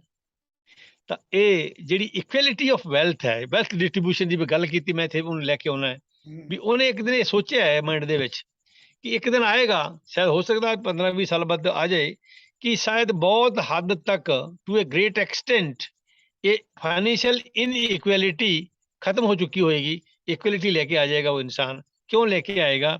ਕਿਉਂਕਿ ਅੱਜ ਤੱਕ ਐਸੀ ਕੰਪਨੀ ਨੇ ਕਿਸੇ ਨੇ ਸੋਚਿਆ ਨਹੀਂ ਕਿ ਮੈਂ ਆਪਦੇ ਕੋਲ 15-20% 25 ਜਾਂ 30% ਰੱਖਾਂ ਤੇ 65% ਬਣਨਾ। ਮੈਨੂੰ ਨਹੀਂ, ਮੈਂ ਇੱਕ ਟੋਨੀ ਮੋਂਗ ਇੱਕ ਹੈ ਆਪਣਾ founder from I think he is from Canada. Tony Monks ji, ਬਿਲਕੁਲ। ਅੱਜ ਵੀ ਥੋੜੀ ਪੋਸਟ ਆਈ ਉਹਦੀ, ਹੁਣੀ ਪੋਸਟ ਆਈ ਸੀ, ਆਪਾਂ ਮੀਟਿੰਗ ਸ਼ੁਰੂ ਕੀਤੀ, ਉਸ ਤੋਂ ਥੋੜੀ ਪਹਿਲਾਂ ਆਈ ਸੀ ਪੋਸਟ ਉਹਦੀ, ਇੱਕ ਛੋਟੀ ਜੀ। ਕੈਨੇਡਾ ਦਾ ਹੈ। ਜਾਂ ਉਹਨੇ ਇਹ ਗੱਲ ਲਿਖੀ ਸੀ ਵੀ ਕਿੱਥੇ ਗੱਲ ਕਰ ਰਹੇ ਸੀ ਆਪਾਂ? ਅਸੀਂ ਇਹਦੀ ਗੱਲ ਕਰ ਰਹੇ ਸੀ ਨਾ, ਫਾਈਨੈਂਸ਼ੀਅਲ ਫਰੀडम ਵਗੈਰਾ ਦੀ, ਜਿਹੜੇ ਮਿਸਟਰ ਐਸ਼ ਮੁਖਾਰਾ ਦੀ। ਉਹਨੇ ਇੱਕ ਦਿਨ ਇਹ ਲਿਖਿਆ ਸੀਗਾ ਵੀ ਗੂਗਲ ਨੂੰ ਕਿੰਨੇ ਲੋਕ ਹਿੱਟ ਕਰਦੇ ਹੈ, ਤੇ ਉਹਨੇ ਫਿਰ ਡੇਟਾ ਦਿੱਤਾ ਸੀ ਉੱਥੇ ਕਿ ਸਾਡੇ ਕੋਲ 14 ਲੱਖ ਲੋਕਾਂ ਦਾ ਜਾਂ 14 ਲੱਖ ਡੋਮੇਨ ਨੇਮ ਜਦੋਂ ਬਣੇਗੇ, 14 ਲੱਖ ਜਿੰਨੇ ਵੀ ਹੈ ਸਾਡੇ 14,55,793 ਮੇਰੇ ਖਿਆਲ ਲੋਕ ਨੇ, ਇਹਨਾਂ ਦੇ ਡੋਮੇਨ ਨੇਮ ਇੰਡੀਵਿਜੂਅਲ ਬਣੇਗਾ। ਸਾਰਾ ਜਿੰਨਾ ਪ੍ਰੋਡਕਟ ਹੈ ਕੰਪਨੀ ਦਾ, ਜੋ ਵੀ ਢਾਂਚਾ ਅੱਜ ਤੱਕ ਤਿਆਰ ਹੋ ਚੁੱਕਿਆ, ਜਦੋਂ ਲਾਂਚ ਕੰਪਨੀ ਹੋਏਗੀ ਉਹ ਸਾਰਾ ਇੱਕ ਡੋਮੇਨ ਤੇ ਹੋਏਗਾ। ਉਸ ਡੋਮੇਨ ਤੇ ਟਾਰਗੇਟਡ ਟ੍ਰੈਫਿਕ ਆਏਗਾ ਤੇ artificial intelligence and machine learning the help ਦੇ ਨਾਲ ਉਹ ਥੋੜਾ ਡੋਮੇਨ ਨੇਮ ਵਿਦਨ ਏ ਸੈਕਿੰਡ ਇੱਕ ਵਰਲਡ ਦੇ ਵਿੱਚ 500 ਕਰੋੜ ਲੋਕ ਘੁਮਾ ਦਿੱਤਾ ਜਾਏਗਾ ਜ਼ਬਰਦਸਤ। ਤਾਂ ਜੋ ਲੋਕਾਂ ਨੂੰ ਚੀਜ਼ ਚਾਹੀਦੀ ਹੈ ਉੱਥੇ ਬੈਠੇ ਮਿਲੇਗੀ, ਉਹਨੇ ਉੱਥੇ ਕਲਿੱਕ ਕਰਕੇ ਉਹ ਚੀਜ਼ ਲੈਣੀ ਹੈ, ਸਾਡੇ ਖਾਤੇ 'ਚ ਪੈਸੇ ਆ ਜਾਣੇ ਜ਼ਬਰਦਸਤ ਜ਼ਬਰਦਸਤ ਜ਼ਬਰਦਸਤ। ਰਾਈਟ ਜੀ। ਇਹ ਮਤਲਬ ਇਹੋ ਜੀ ਇੱਕ ਟੈਕਨੀਕ ਲੈ ਕੇ ਲੋਕਾਂ ਦੀ ਦੇਖੋ। ਹਾਂ, ਉਹਨੇ ਮੈਂ ਕਿਹਾ ਸੀ ਜੋ ਸੋਚ ਹੈ ਇੱਕ ਇਨਸਾਨ ਦੀ ਬਹੁਤ ਉੱਚੀ ਸੋਚ ਹੈ, ਜਿਹਨੇ ਆਪਣੇ ਆਪ ਨੂੰ, ਉਹ ਤਾਂ ਅਗਰ ਜੇ ਚਾਹੁੰਦਾ ਤਾਂ ਸਾਨੂੰ 5% ਕਹਿੰਦਾ ਮੈਂ ਬਣਨਾ ਕਰ 95 ਬਣੇ ਰੱਖਾਂਗਾ, ਆਪਾਂ ਕੀ ਕਰ ਸਕਦੇ ਸੀ। ਬਿਲਕੁਲ ਸਹੀ। ਲੇਕਿਨ ਕਿੰਨੀ ਵੱਡੀ ਹਾਂਜੀ ਆਪਣਾ ਉਹਨੇ ਅੱਜ ਕੱਲ੍ਹ ਪਰਸੋਂ ਵੀ ਗੱਲ ਕੀਤੀ ਹੈ ਕਿ ਥੋੜੇ ਬਹੁਤ ਜਿਹੜੇ ਓਵਰਹੈਡ ਐਕਸਪੈਂਸਿਸ ਨੇ, ਜੋ ਸੈਲਰੀ ਜਾ ਰਹੀ ਹੈ, ਜੋ ਆਫਿਸ ਦਾ ਖਰਚਾ ਹੈ, ਇਹ ਕੰਪਨੀ ਦੇ ਨਾਂ ਤੇ ਕੁਝ ਉਹ ਪੈਸਾ ਕੱਟੇਗਾ। ਬਾਕੀ 65 ਹਾਂ ਯੈਸ ਮੰਗੋ ਯਾਦ ਆ ਗਿਆ ਮੈਨੂੰ, ਟੋਨੀ ਮੋਂਗ ਦੀ ਮੈਂ ਭੁੱਲ ਗਿਆ ਸੀ ਗੱਲ। ਟੋਨੀ ਮੋਂਗ ਨੇ ਗੱਲ ਲਿਖੀ ਸੀ ਇੱਕ ਦਿਨ ਕਿ Ash is going to distribute 65% of his profit. Yes ਲਿਖਿਆ ਸੀ ਉਹਨੇ ਇਹ ਗੱਲ, ਤਾਂ ਮੈਂ ਹਾਈਲਾਈਟ ਕਰ ਰਿਹਾ ਤੇ 65% ਪ੍ਰੋਫਿਟ ਬਣਨਾ ਬਹੁਤ ਵੱਡੀ ਗੱਲ ਹੈ। ਕੋਈ ਨਹੀਂ ਕਰਦਾ ਜੀ। ਟ੍ਰਿਲੀਅਨਸ ਆਫ ਡਾਲਰ ਜਦੋਂ ਹੋਣਗੇ, ਟ੍ਰਿਲੀਅਨਸ ਆਫ ਡਾਲਰ, ਕਿਉਂਕਿ ਜਦੋਂ ਮੈਨੂੰ ਲੱਗਦਾ ਹੈ ਜੋ ਮੇਰਾ ਇਮੇਜਿਨੇਸ਼ਨ ਜਾਂ ਛਲਾਂਗ ਲਗਾ ਰਿਹਾ ਹੈ, ਉਹ ਇਹ ਲਗਾ ਰਿਹਾ ਵੀ 5 ਸਾਲ ਤੋਂ ਪਹਿਲਾਂ ਹੀ ਆਪਾਂ 500 ਕਰੋੜ ਲੋਕ ਇਹਨੂੰ ਜੁਆਇਨ ਕਰ ਚੁੱਕੇ ਹੋਣਗੇ। ਉਸ ਤੋਂ ਬਾਅਦ ਹੁਣ ਦੇਖੋ ਹੋਰ ਗੱਲਾਂ ਮੇਰੇ ਯਾਦ ਆ ਗਈਆਂ, ਮੈਂ ਦੱਸ ਦੇਵਾਂ। ਜੀ ਸ਼ੋਰ। ਜਦੋਂ 500 ਕਰੋੜ ਲੋਕ ਜੁਆਇਨ ਕਰ ਗਏ ਨਾ ਵਸੀਮ ਜੀ ਤਾਂ ਤੁਸੀਂ ਲਾਓ ਵੀ ਐਸ਼ ਦੇ ਮੁੱਠੀ ਦੇ ਵਿੱਚ ਪੂਰੀ ਦੁਨੀਆ ਆ ਜਾਏਗੀ। ਬਿਲਕੁਲ ਐਸੀ ਐਸੀ ਐਸੀ। ਕਿਉਂ ਆਏਗੀ? ਨੰਬਰ 1, ਕੋਈ ਕੰਪਨੀ ਆ ਕੇ ਐਸ਼ ਦੇ ਪੈਰ ਫੜੇਗੀ ਜੀ ਐਸ਼ ਜੀ ਸਾਡਾ ਮੋਬਾਈਲ ਲਾਂਚ ਕਰ ਦਿਓ, ਉਹ ਕਹੇਗਾ ਵੀ ਮੈਂ ਥੋੜਾ ਕਿਉਂ ਕਰਾਂ, ਮੇਰੀ ਕੰਪਨੀ ਦਾ ਨਾਂ ਲਿਖੋ ਦੇ ਉੱਪਰ, ਮੈਂ ਮੇਰੀ ਕੰਪਨੀ ਬਣਾ ਕੇ ਵੇਚਾਂਗਾ, ਤੇ ਉਹ ਲਾਂਚ ਕਰੇਗਾ 500 ਕਰੋੜ ਕੱਲ ਹੀ ਗ੍ਰਾਹਕ ਤਿਆਰ ਹੈ। ਸਿਮਿਲਰਲੀ ਕੋਈ ਹੋਰ ਕੰਪਨੀ ਜਾਂ ਖੁਦ ਹੀ ਆਪਣੀ ਕੰਪਨੀ ਐਸ਼ ਜੋ ਕਰਨ ਜਾ ਰਿਹਾ ਉਹ, ਕਿਉਂਕਿ ਜ਼ਿਆਦਾਤਰ ਤਾਂ ਆਪਾਂ ਖੁਦ ਹੀ ਕੰਟਰੋਲ ਕਰਾਂਗੇ, ਕਿੰਨੇ ਇੱਕ ਵੀ ਪ੍ਰੋਡਕਟ ਅਗਰ ਕੱਢੇਗਾ ਐਸ਼ ਆਪਦੀ ਟੈਕਨੋਲੋਜੀ ਦੇ ਨਾਲ, ਉਹਦਾ 500 ਕਰੋੜ ਗ੍ਰਾਹਕ ਤਿਆਰ ਹੈ। ਕਿਉਂਕਿ 5 ਸਾਲ ਦੇ ਵਿੱਚ 500 ਕਰੋੜ ਲੋਕ ਇਹਦੇ ਥੱਲੇ ਆ ਜਾਣੇ ਹੈ। ਤਾਂ ਕ੍ਰਿਪਟੋ ਕਰੰਸੀ ਦੀ ਗੱਲ ਵੀ ਚੱਲੀ ਸੀ ਇੱਕ ਦਿਨ। ਅਗਰ ਅੱਜ ਵੀ ਅਗਰ ਕੱਲ ਆਪਣੀ ਔਨ ਪੈਸਿਵ ਲਾਂਚ ਹੁੰਦੀ ਹੈ ਤਾਂ ਕ੍ਰਿਪਟੋ ਕਰੰਸੀ ਦਾ ਅਗਰ ਇੱਕ ਕਰੰਸੀ ਇਹਨੇ ਕੱਢ ਦਿੱਤੀ ਐਸ਼ ਨੇ ਅਗਰ, ਤਾਂ 14.5 ਲੱਖ ਤੱਕ ਕਸਟਮਰ ਹੈ ਅੱਜ ਕੱਲ। ਬਿਟਕੋਇਨ ਦੇ 14.5 ਲੱਖ ਬੰਦਾ ਨਹੀਂ ਹੈ, ਨੈਟ ਤੇ ਚੈੱਕ ਕਰੋ ਤੁਸੀਂ। ਬਿਟਕੋਇਨ ਸਭ ਤੋਂ ਵੱਡੀ ਕਰੰਸੀ ਹੈ ਅੱਜ, ਕ੍ਰਿਪਟੋ ਕਰੰਸੀ ਹੈ, ਉਹਨਾਂ ਕੋਲ 14.5 ਲੱਖ ਲੋਕ ਨਹੀਂ ਹੈ। ਲੇਕਿਨ ਐਸ਼ ਨੇ ਅਗਰ ਕੱਲ ਅਨਾਉਂਸ ਕਰਤਾ ਕਿ I am going to announce this coin, ਉਹਦੇ 14.5 ਲੱਖ ਤੋਂ ਬਾਹਰ ਖੁਦ ਹੀ ਬੈਠੇ ਹੈ। ਬਿਲਕੁਲ ਐਸੇ ਕਿੰਨਾ ਵੱਡਾ ਬਿਜ਼ਨਸ ਹੋਏਗਾ ਉਹਦੇ ਵਿੱਚ। ਇੱਕ ਪ੍ਰੋਡਕਟ ਦੀ ਮੈਂ ਗੱਲ ਕਰਾਂ, ਜਿੰਨੇ ਪ੍ਰੋਡਕਟ ਲਾਂਚ ਕਰੇਗਾ ਉਹਨਾਂ ਦੀ ਖਰੀਦਣ ਵਾਲੇ ਜੋ ਗ੍ਰਾਹਕ ਨੇ, they are in billions of numbers, ਤੇ ਬਿਲੀਅਨਸ ਆਫ ਨੰਬਰ ਦੇ ਵਿੱਚ ਜੋ ਗ੍ਰਾਹਕ ਉਹ ਚੀਜ਼ ਲੈਣਗੇ ਤਾਂ ਜਨਰੇਟ ਤਾਂ ਕਮਿਸ਼ਨ ਹੋਏਗਾ, ਪੈਸਾ ਜਨਰੇਟ ਹੋਏਗਾ। ਇਸੇ ਕਰਕੇ ਉਹ ਜਿਹੜੇ ਪਾਗਲ ਲੋਕ ਨੇ ਜਿਹੜੇ ਬੈਠੇ ਆ ਤੁਹਾਡੇ ਫਾਈਨੈਂਸ਼ੀਅਲ ਉਹ ਆਏਗੀ, ਸੁਨਾਮੀ ਆਏਗੀ, ਉਹ ਇਸੇ ਕਰਕੇ ਸੁਨਾਮੀ, ਦੇ ਨੋ ਵੈਰੀ ਵੈਲ। ਬਿਲਕੁਲ ਬਿਲकुल ਬਿਲकुल ਜੀ ਜ਼ਬਰਦਸਤ। ਹਾਂਜੀ ਸਾਧੂ ਜੀ ਤੁਸੀਂ ਸਹੀ ਕਹਿ ਰਹੇ ਹੋ ਕਿ ਮਿਸਟਰ ਐਸ਼ ਦੀ ਕਾਮਯਾਬੀ ਦੀ ਜਿਹੜੀ ਇੱਕ ਵਜ੍ਹਾ ਇੱਕ ਵਜ੍ਹਾ ਇਹ ਵੀ ਹੈ, ਦੇਖੀ ਜਿਹੜਾ ਵੰਡਣ ਨਾਲ ਨਾ ਤੁਹਾਡੇ ਕੋਲ ਹੋਰ ਆਂਦਾ ਹੈ। ਹਾਂ ਯੈਸ ਬਿਲਕੁਲ। ਇਸ ਤੋਂ ਪਹਿਲੇ ਜਿੰਨੀਆਂ ਵੀ ਕੰਪਨੀਆਂ ਸੀ ਨਾ, ਉਹਨਾਂ ਦੀ ਨਾਕਾਮੀ ਦੀ ਵਜ੍ਹਾ ਇਹ ਸੀ ਉਹਨਾਂ ਨੇ ਆਪਣੇ ਵਾਸਤੇ ਸੋਚਿਆ, ਮਖਸੂਸ ਕਰੈਕਟ ਲੋਕਾਂ ਨੂੰ ਫਾਇਦਾ ਦਿੱਤਾ, ਜ਼ਿਆਦਾਤਰ ਲੋਕਾਂ ਨੂੰ ਜੀ ਨਾਕਾਮ ਦਿੱਤਾ। ਤੁਸੀਂ ਦੇਖੋ ਮੈਕਸਿਮਮ ਲੋਕ ਫਾਇਦਾ ਚੁੱਕਦੇ, ਮਿਨੀਮਮ ਲੋਕ ਫਾਇਦਾ ਚੁੱਕਦੇ ਸੀ, ਮੈਕਸਿਮਮ ਲੋਕ ਨਾਕਾਮ ਹੁੰਦੇ ਸੀ, ਤੇ ਰਿਜ਼ਲਟ ਇਹ ਹੁੰਦਾ ਸੀ ਉਹ ਕੰਪਨੀ ਜਾ ਕੇ ਖਤਮ ਹੋ ਜਾਂਦੀ ਸੀ। ਲੇਕਿਨ ਇਹ ਕਿ ਮਿਸਟਰ ਐਸ਼ ਮੁਫਾਰੇ ਦੀ ਮੈਨੂੰ ਇੱਕ ਦੋ ਕੁਝ ਸੋਹਣੀਆਂ ਗੱਲਾਂ ਇਹ ਲੱਗਦੀਆਂ। ਇੱਕ ਤੇ ਵਹੀ ਜਿਹੜੀ ਤੁਸੀਂ ਦੱਸੀ ਕਿ ਮਿਊਚੁਅਲ ਬੈਨੀਫਿਟ ਦੀ ਗੱਲ ਕਰਦੇ ਨੇ, ਭਲਾਈ ਦੀ ਗੱਲ ਕਰਦੇ ਨੇ, ਦੂਸਰਿਆਂ ਦੀ ਗੱਲ ਕਰਦੇ ਨੇ। ਤੁਸੀਂ ਉਹਦੀ ਅੰਦਾਜ਼ਾ ਤੁਸੀਂ ਇੱਕ ਦੋ ਚੀਜ਼ਾਂ ਨਾਲ ਲਾ ਸਕਦੇ ਹੋ ਕਿ ਮੈਂ ਜਿਹੜਾ ਆਬਜ਼ਰਵ ਕਰ ਰਿਹਾ ਸੀ ਕਿ $97 ਤੋਂ ਜਦੋਂ ਸਟਾਰਟ ਕੀਤਾ ਸੀ ਮਿਸਟਰ ਐਸ਼ ਨੇ, ਉਸ ਵੇਲੇ ਤਾਂ ਸਾਨੂੰ ਡਿਜੀਟਲ ਮਾਰਕੀਟਿੰਗ ਟੂਲ ਦੇ ਰਹੇ ਸੀ, ਥੋੜੀ ਜਿਹੀ ਪ੍ਰੋਡਕਟ ਦੇ ਰਹੇ ਸੀ। ਕਰੈਕਟ। ਲੇਕਿਨ with the passage of time ਜਿਹੜੀ ਪ੍ਰੋਡਕਟ ਵਧੀਆਂ ਗਈਆਂ, ਆਰਟੀਫਿਸ਼ੀਅਲ ਇੰਟੈਲੀਜੈਂਸ ਆ ਗਈ, ਡਿਜੀਟਲ ਪ੍ਰੋਡਕਟਸ तमाम ਆ ਗਈ, ਡਾਟਾ ਸੈਂਟਰ ਆ ਗਿਆ, ਫਿਜ਼ੀਕਲ ਪ੍ਰੋਡਕਟਸ ਆ ਗਈ, ਲੇਕਿਨ ਉਹ ਸਾਡੀ $97 ਉਹਨੇ ਇੰਕਰੀਜ਼ ਨਹੀਂ ਕੀਤੀ, ਬਿਕਾਜ਼ ਉਹ ਸਾਨੂੰ ਟਰਬਲ ਵਿੱਚ ਨਹੀਂ ਪਾਣਾ ਜਾਂਦਾ। Very important yes. ਬਿਲਕੁਲ ਟਰਬਲ ਵਿੱਚ ਪੈਂਦਾ। ਹੁਣ ਦੇਖੋ ਕਿ ਅਗਰ ਤੁਸੀਂ 1000 ਦੀ 10 ਸ਼ੈਵਾਂ ਦਿੰਦੇ ਹੋ, ਅਗਰ 100 ਸ਼ੈਵਾਂ ਹੋਣ ਤਾਂ ਤੁਸੀਂ 1000 ਨਹੀਂ ਲੋਗੇ, ਫਿਰ ਪੈਸੇ ਜ਼ਿਆਦਾ ਲੋਗੇ। ਯੈਸ ਯੈਸ ਤੇ ਯੈਸ। ਉਹ ਇਹ ਮਿਸਟਰ ਐਸ਼ ਉਹ ਬੰਦਾ ਜਿਹੜਾ 1000 ਹੀ ਲੈ ਰਿਹਾ ਸ਼ੈਵਾਂ। ਅੱਛਾ ਜੀ ਦੋ ਤਿੰਨ ਗੱਲਾਂ ਮੈਂ ਹੋਰ ਦੱਸਾਂ, ਜੀ ਸੁਣੋ ਮੈਂ ਵਿੱਚੋਂ ਆਈ ਜਾਂਦੀ ਮੇਰੇ ਓਨ ਪੋਸੀਬਲ ਤੱਕ ਬਾਰੇ ਕੀ ਗੱਲ ਕਰੀਏ। ਉਹਨਾਂ ਨੇ ਕੱਲ ਪਰਸੋਂ 3-4 ਗੱਲਾਂ ਕਲੀਅਰ ਕੀਤੀਆਂ ਹੈ, ਅਗਰ ਜੇ ਬਾਕੀ ਲੋਕ ਆਪਾਂ ਨੂੰ ਸੁਣਨਗੇ ਤਾਂ they will be astonished to know ਕਿ ਯਾਰ ਇਹ ਵੀ ਹੋ ਗਿਆ। ਜਿਸ ਤਰ੍ਹਾਂ ਹੁਣ ਪਰਸੋਂ ਦੇ ਅਪਡੇਟ ਦਿੱਤਾ ਕੱਲ ਸਾਡੇ ਇੰਡੀਆ ਵਿੱਚ, ਤੁਸੀਂ ਸੁਣਿਆ ਹੋਣਾ ਸ਼ਾਇਦ, ਕਿ ਇਹ ਜਿਹੜੀ ਗੱਲ ਮੈਂ ਹੁਣ ਕਹਿ ਰਿਹਾ ਤਾਂ ਐਸ਼ ਨੇ ਕਹੀ ਸੀ ਅੱਜ 15 ਦਿਨ ਪਹਿਲਾਂ ਕਿ ਹੁਣ ਲੋਕਾਂ ਨੂੰ ਜਿਹੜੇ $250-300 ਦੇਣੇ ਸੀ ਉਹਨੇ ਨਹੀਂ, ਇਹ ਤਾਂ 2-3 ਮਹੀਨੇ ਪਹਿਲੇ ਦੀ ਗੱਲ ਹੈ। $300 ਤੋਂ ਪੈ ਕੇ ਥੋੜਾ ਥੱਲੇ ਆਏਗਾ, ਇਟ ਮੇ ਬੀ ਅਰਾਊਂਡ 200-150, ਇੰਨਾ ਜ਼ਿਆਦਾ ਨਹੀਂ ਹੋਏਗਾ, ਅਫੋਰਡੇਬਲ ਹੋਏਗਾ, ਪਹਿਲੀ ਗੱਲ। ਚਲੋ ਇਹ ਗੱਲ ਪੁਰਾਣੀ ਹੋ ਗਈ ਹੈ, ਹੁਣ ਤੁਸੀਂ ਨਵੀਂ ਗੱਲਾਂ ਦੋ ਆ ਗਈ ਵੀਡੀਓ ਦੇ ਵਿੱਚ। ਉਹਨੇ ਗੱਲ ਇੱਕ ਨਵੀਂ ਦੱਸੀ ਹੈ ਕਿ ਹੁਣ ਤੁਹਾਨੂੰ ਚਿੰਤਾ ਕਰਨ ਦੀ ਲੋੜ ਨਹੀਂ, ਤੁਹਾਡੇ ਖਾਤੇ 'ਚ ਪਹਿਲਾਂ ਪੈਸਾ ਦਿਸੇਗਾ, ਤੁਹਾਨੂੰ ਪਹਿਲਾਂ ਨਜ਼ਰ ਆਏਗਾ। ਹੁਣ ਉਹ ਨਜ਼ਰ ਕਿੱਥੋਂ ਆਏਗਾ, ਕਿਉਂ ਨਜ਼ਰ ਆਏਗਾ? ਉਹਦੀ ਗੱਲ ਕੱਲ ਹੋਈ ਸੀ ਪਰਸੋਂ। ਉਹ ਕਹਿੰਦੇ ਵੀ ਬੈਕ ਐਂਡ ਦੇ ਉੱਤੇ ਕਰੋੜਾਂ ਲੋਕ ਪਹਿਲਾਂ ਹੀ ਕਸਟਮਰ ਬਣ ਕੇ ਬੈਠੇ ਨੇ, ਉਹਨਾਂ ਪ੍ਰੋਡਕਟ ਦੇ ਬੈਠੇ ਨੇ। ਉਹ ਪ੍ਰੋਡਕਟ ਜਦੋਂ ਅਸੀਂ ਕੰਪਨੀ ਲਾਂਚ ਕਰਾਂਗੇ, ਉਹ ਪ੍ਰੋਡਕਟ ਬਾਈ ਕਰਨਗੇ, ਤੁਹਾਡੇ ਖਾਤੇ ਪੈਸੇ ਆ ਜਾਣਗੇ, ਉਹ ਪੈਸਾ ਰਿਫਲੈਕਟ ਹੋਏਗਾ ਵਸੀਮ। ਲੇਕਿਨ ਤੁਸੀਂ ਉਹਨੂੰ you won't be able to withdraw that money unless you are paid ਉਹਦਾ ਤੁਸੀਂ ਉਹਦਾ ਐਕਟੀਵੇਟ ਨਹੀਂ ਕਰਦੇ ਆਪਣਾ ਅਕਾਊਂਟ। ਤਾਂ ਜਦੋਂ ਮੇਰੇ ਖਾਤੇ ਵਿੱਚ $2000-3000 ਮੈਨੂੰ ਨਜ਼ਰ ਆ ਰਿਹਾ ਤੇ ਮੈਂ $200 ਕਿਉਂ ਨਹੀਂ ਦੇਵਾਂਗਾ? ਬਿਲਕੁਲ ਕਿੰਨੀ ਵੱਡੀ ਹੈ ਕਿ ਇਹ ਪੋਜ਼ਿਟਿਵ ਸੋਚ ਲੈ ਕੇ ਆਇਆ ਵੀ $2000 ਤੁਹਾਨੂੰ ਦਿਸ ਰਿਹਾ ਬਾਈ। ਫਿਰ ਤੀਜੀ ਗੱਲ ਇਹਨੇ ਹੋਰ ਬੜੀ ਕੀਤੀ ਹੈ ਕਿ ਮੇਰੇ ਖਿਆਲ 'ਚ ਮੈਂ ਗਲਤ ਨਾ ਹੋਵਾਂ, ਤੁਸੀਂ ਮੈਨੂੰ ਕਰੈਕਟ ਕਰਨਾ, ਵੀ ਇਹ ਪ੍ਰੋਡਕਟ ਸਾਰੇ ਜਿੰਨੇ ਫ੍ਰੀ ਲੋਕਾਂ ਨੂੰ ਜਿਹੜੇ ਜੁਆਇਨ ਨਹੀਂ ਕਰ ਸਕੇ ਉਹਨਾਂ ਵਾਸਤੇ ਅਵੇਲੇਬਲ ਹੋਣਗੇ। ਉਹਨੂੰ ਕਹੋ ਵੀ ਤੁਸੀਂ ਜੁਆਇਨ ਕਰੋ ਬਈ, ਆ ਪ੍ਰੋਡਕਟ ਤੁਸੀਂ ਵੀ ਇਸ ਤਰ੍ਹਾਂ ਇਨਕਮ ਜਨਰੇਟ ਕਰ ਸਕਦੇ ਹੋ। ਉਹ ਜਦੋਂ ਇਨਕਮ ਜਨਰੇਟ ਹੋ ਕੇ ਵਾਲੇਟ ਵਿੱਚ ਆਏਗੀ, ਲੇਕਿਨ ਉਹ they won't be able to withdraw. ਕਿੰਨਾ ਵੱਡਾ ਮਾਈਂਡ ਲਾਇਆ ਉੱਥੇ। ਉਹ ਕਹਿਣਗੇ ਵੀ ਠੀਕ ਹੈ, ਤੁਸੀਂ ਇਹ ਪੈਸਾ ਬਾਈ ਅਗਰ ਵਿਡਰੋ ਕਰਨਾ ਚਾਹੁੰਦੇ ਹੋ ਤੁਸੀਂ ਉਹਦੀ ਐਕਟੀਵੇਸ਼ਨ ਫੀਸ ਦੇ ਦਿਓ।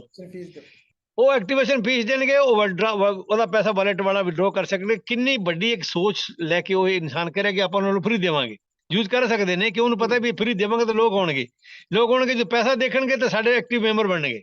ਬਿਲਕੁਲ ਸਾਧੂ ਜੀ ਤੁਸੀਂ ਬਿਲਕੁਲ ਸਹੀ ਕਹਿ ਰਹੇ ਹੋ ਕਿ ਹੁਣ ਅੱਜ ਹੀ ਮੈਨੂੰ ਕਿਸੇ ਪਾਕਿਸਤਾਨੀ ਫਾਊਂਡਰ ਨੇ ਕੁਐਸਚਨ ਕੀਤਾ ਸੀ ਕਿ ਭਾਈ ਮੈਂ ਤੇ ਬੜਾ ਪੂਰਾ ਹਿਸਾਬ ਹੈ $97 ਪਤਾ ਔਖੇ ਹੋ ਕੇ ਅਸੀਂ ਆਈਡੀ ਲਾਇਆ ਸੀ ਤੇ ਆਈਡੀ ਕਿੰਨੇ ਦਿਨਾਂ 'ਚ ਸਾਨੂੰ ਪੇ ਕਰਨਾ ਪਏਗਾ, ਇਹ ਕਰਨਾ ਪਏਗਾ। ਮੈਂ ਕਿਹਾ ਮਿਸਟਰ ਐਸ਼ ਨੇ ਉਹ ਬੰਦਾ ਕਿੰਨਾ, ਮੈਂ ਗੱਲ ਕਰ ਰਿਹਾ ਸੀ ਨਾ, ਉਹ ਬੰਦਾ $97 ਵਾਸਤੇ ਉਹਨੂੰ ਵਧਣ ਨਹੀਂ ਦਿੱਤੇ।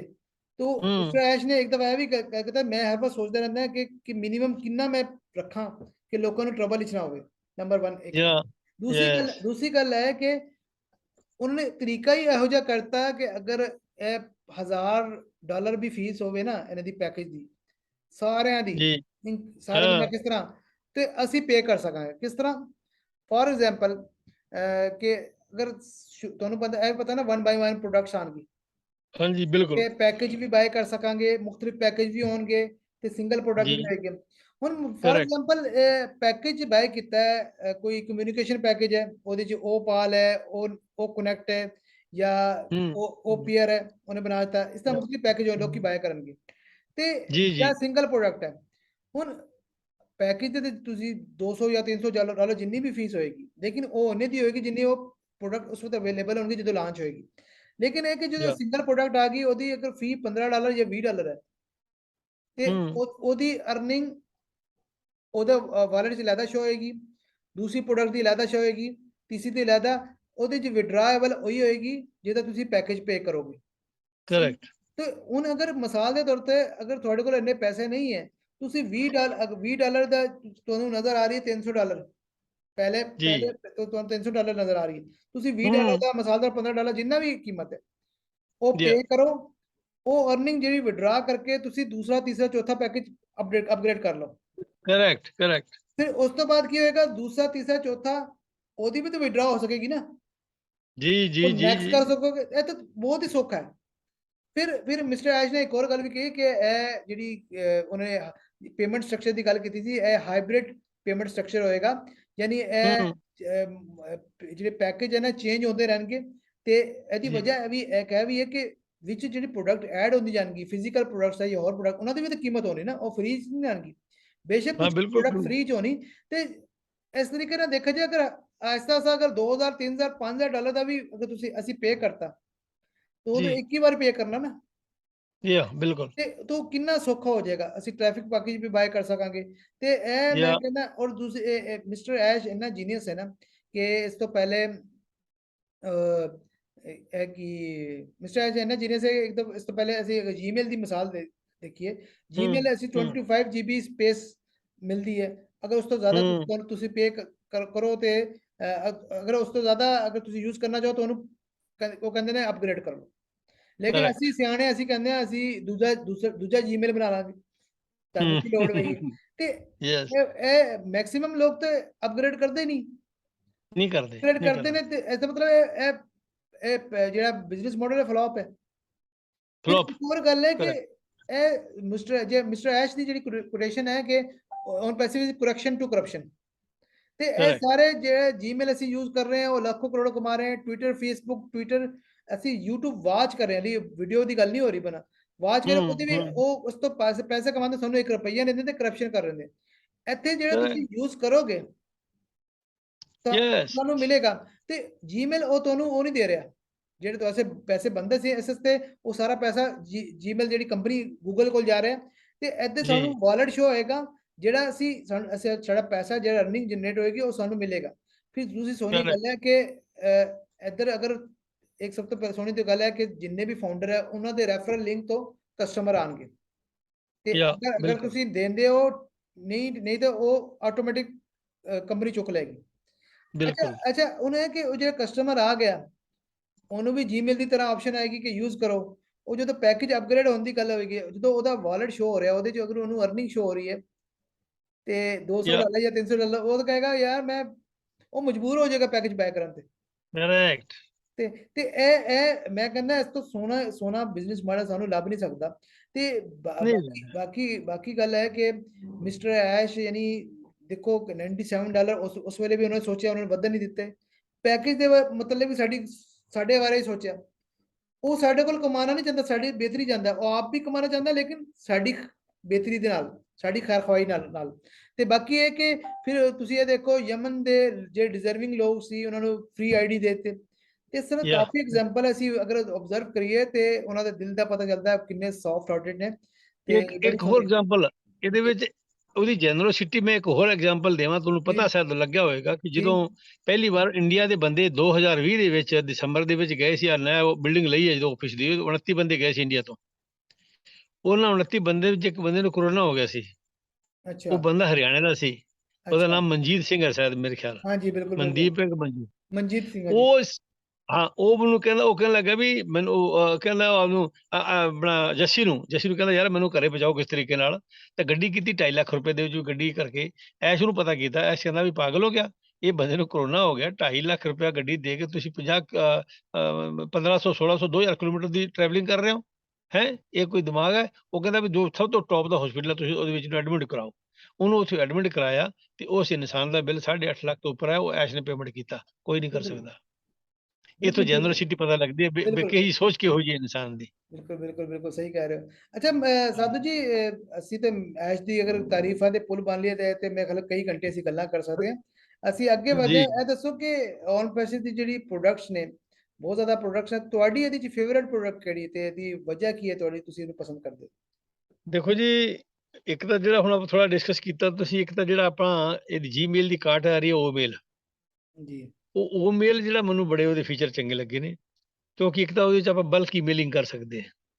ਅਗਰ ਮੰਨ ਲਓ ਮੈਂ ਨਹੀਂ ਜਾਂ ਕਿਸੇ ਹੋਰ ਲੱਖਾਂ ਕਰੋੜਾਂ ਲੋਕ ਇਹੋ ਜਿਹੇ ਨੇ ਜਿਹਨੇ ਆਪਣੇ ਕੁਝ ਬਿਜ਼ਨਸ ਨੇ, they are looking four customers, ਤੇ ਉਹਨਾਂ ਨੇ ਜਾ ਕੇ ਉਹਨਾਂ ਕੋਲ ਕਸਟਮਰਸ ਹੈ ਨੇ, ਉਹਨਾਂ ਦੇ ਮੇਲ ਆਈਡੀ ਹੈ ਨੇ, ਤੇ ਉਹ ਬਲਕ ਈਮੇਲਿੰਗ ਕਰ ਸਕਦੇ ਆ।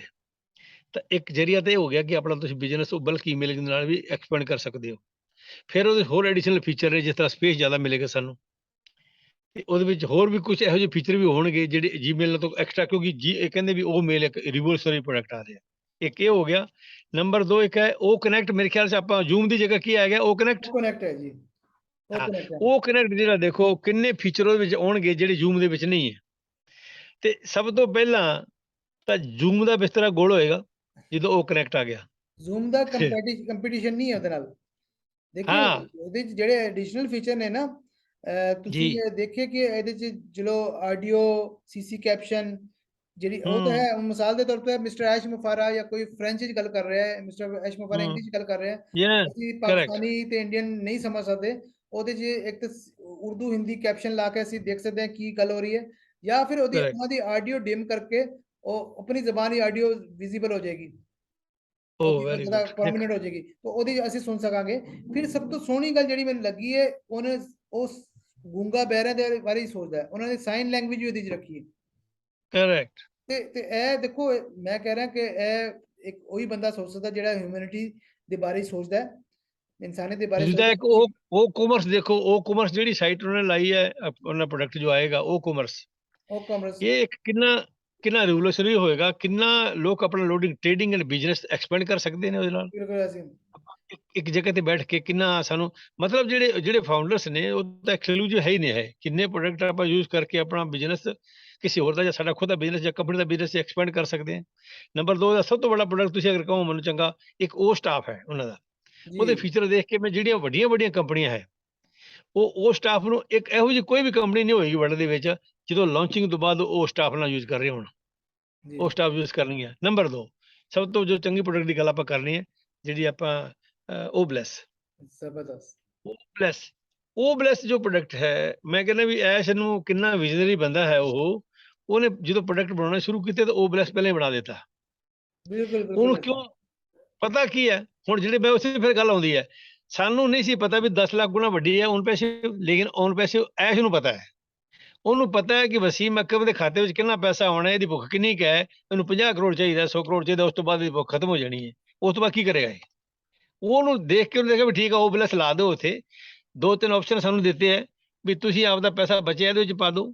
ਜੇ ਤੁਹਾਨੂੰ ਚਾਹੀਦਾ ਤੁਸੀਂ ਆਪਣੇ ਇਲਾਕੇ ਦਾ ਕੋਈ ਵੀਡੀਓ ਬਣਾ ਕੇ ਜਾਂ ਕੋਈ ਆਪਣਾ ਪ੍ਰੈਜੈਂਟੇਸ਼ਨ ਬਣਾ ਕੇ ਪ੍ਰੋਜੈਕਟ ਰਿਪੋਰਟ ਮੈਨੂੰ ਦੇ ਦਿਓ ਤੇ ਮੈਂ ਤੁਹਾਨੂੰ ਉਹਦੀ ਹੈਲਪ ਕਰਾਂਗਾ। ਤੁਸੀਂ ਸਾਰਾ ਪੈਸਾ ਅੱਛਾ OBLESS ਤੋਂ ਚੱਕ ਸਕਦੇ ਹੋ ਵਿਦਆਊਟ ਐਨੀ ਇੰਟਰਸਟ। ਜ਼ਬਰਦਸਤ ਜ਼ਬਰਦਸਤ। ਤੁਸੀਂ ਆਪਣਾ ਏਰੀਆ, ਆਪਣਾ ਡਿਸਟ੍ਰਿਕਟ, ਆਪਣਾ ਤਹਿਸੀਲ, ਆਪਣਾ ਟਾਊਨ ਜਿਹੜਾ ਹੈ ਤੁਸੀਂ ਉਹ ਬੈਟਰ ਕਰ ਸਕਦੇ ਹੋ with the help of this money from OBLESS ਕਿੰਨੇ ਲੋਕਾਂ ਦੀ ਜ਼ਿੰਦਗੀ ਨੂੰ ਚੇਂਜ ਕਰੇਗਾ ਨਹੀਂ ਪਤਾ, ਕਿਉਂਕਿ ਇੱਕ ਬਹੁਤ ਵਾਸਟ ਪਲੇਟਫਾਰਮ ਹੈ ਕਿ ਇਹਦੇ ਵਿੱਚ ਇਕੱਲਾ ਸਾਡੀ ਅਰਨਿੰਗ ਹੀ ਨਹੀਂ ਆਏਗੀ, ਇਹਦੇ ਵਿੱਚ ਕੁਝ ਇਹੋ ਜਿਹੇ ਅਰਬਾਂਪਤੀ ਲੋਕ ਵੀ ਨੇ ਜਿਹੜੇ ਖੁਦ ਵੀ ਦਾਨ ਦੇਣਗੇ, ਉਹ ਵੀ OBLESS 'ਚ ਪੈਸਾ ਹੋਏਗਾ। ਤਾਂ ਇਹ ਇੱਕ ਇਹੋ ਜਿਹਾ ਪ੍ਰੋਡਕਟ ਹੈ, ਸਭ ਤੋਂ ਵੱਡੀ ਜ਼ਿਆਦਾ ਜੋ ਰਿਵੋਲੂਸ਼ਨਰੀ ਚੇਂਜ ਲੋਕਾਂ ਦੀ ਜ਼ਿੰਦਗੀ 'ਚ ਲੈ ਕੇ ਆਏਗਾ ਉਹ OBLESS ਲੈ ਕੇ ਆਏਗਾ। ਤੁਸੀਂ ਸਹੀ ਕਹਿ ਰਹੇ ਹੋ, ਯਾਨੀ ਇਹਦੇ ਤੇ ਹਿਊਮੈਨਿਟੀ ਤੇ ਇਹਦਾ ਬੜਾ ਇੰਪੈਕਟ ਪਏਗਾ ਇਹਦੇ ਆਉਣ ਤੋਂ ਬਾਅਦ, ਤੇ ਸਾਡੀ ਜਿਹੜੀ ਗੁਰਬਤ ਹੈ ਉਹ ਦੂਰ ਹੋਏਗੀ। ਜ਼ਬਰਦਸਤ ਜ਼ਬਰਦਸਤ। ਅੱਛਾ ਸਾਧੂ ਜੀ ਇਹ ਦੱਸੋ ਕਿ ਬੁਰਜ ਖਲੀਫਾ 'ਚ ਜਿਹੜੀ 3 ਮਾਰਚ ਨੂੰ ਜਿਹੜੀ ਮਾਰਕੀਟਿੰਗ ਕੈਂਪੇਨ ਸਟਾਰਟ ਹੋਈ ਸੀ ਬੁਰਜ ਖਲੀਫਾ ਦੁਬਈ 'ਚ, ਤੇ ਤੁਹਾਡਾ ਕੀ ਖਿਆਲ ਹੈ ਉਸ ਕੈਂਪੇਨ ਦੇ ਬਾਅਦ ਕੀ ਔਨ ਪੈਸੇ ਨੇ ਇੰਪੈਕਟ ਡਾਲਿਆ? ਕਿਆ ਲੋਕਾਂ ਨੇ ਕੋਈ ਉਹਦੇ ਮਤਵੱਜਾ ਹੋਏ ਨੇ ਇਸ ਤਰਫ, ਜਾਂ ਤੁਸੀਂ ਕੀ ਸਮਝਦੇ ਹੋ? ਜੀ ਬਿਲਕੁਲ, ਦੇਖੋ ਜਿਹੜੀ ਮਾਰਕੀਟਿੰਗ ਹੁੰਦੀ ਹੈ ਜਾਂ ਜਿਹਨੂੰ ਲੋਕਾਂ ਨੂੰ ਪਤਾ ਚੱਲਦਾ ਹੈ ਕਿ ਜੋ, ਕਿਉਂਕਿ ਉਹ ਇੱਕ ਬੜਾ ਮਾਰਕੀਟਿੰਗ ਦਾ ਬੜਾ ਫੋਕਸ ਦਾ ਸੈਂਟਰ ਹੈ ਦੁਬਈ, ਜੀ ਤੇ ਦੁਬਈ ਦੇ ਵਿੱਚ ਨੰਬਰ 1 ਤੇ ਬੁਰਜ ਖਲੀਫਾ ਜੀ। ਔਰ ਬੁਰਜ ਖਲੀਫਾ ਵਿੱਚ ਦਫ਼ਤਰ ਖਰੀਦਣਾ 2 ਮਾਲੇ ਲੈ ਲੇ 134 ਤੇ 151 ਨੰਬਰ, ਇਹ ਛੋਟੀ ਮੋਟੀ ਗੱਲ ਨਹੀਂ ਹੈ। ਪਹਿਲੀ ਗੱਲ ਤਾਂ ਇਹ ਬਹੁਤ ਵੱਡਾ ਇੱਕ ਰਿਪਲ ਇਫੈਕਟ ਹੈ ਕਿ ਯਾਰ this is the first company in the world ਵਿਚ ਹੈਜ਼ ਐਕਵਾਇਰਡ 2 ਫਲੈਟਸ ਇਨ ਉਹਦੇ ਵਿੱਚ।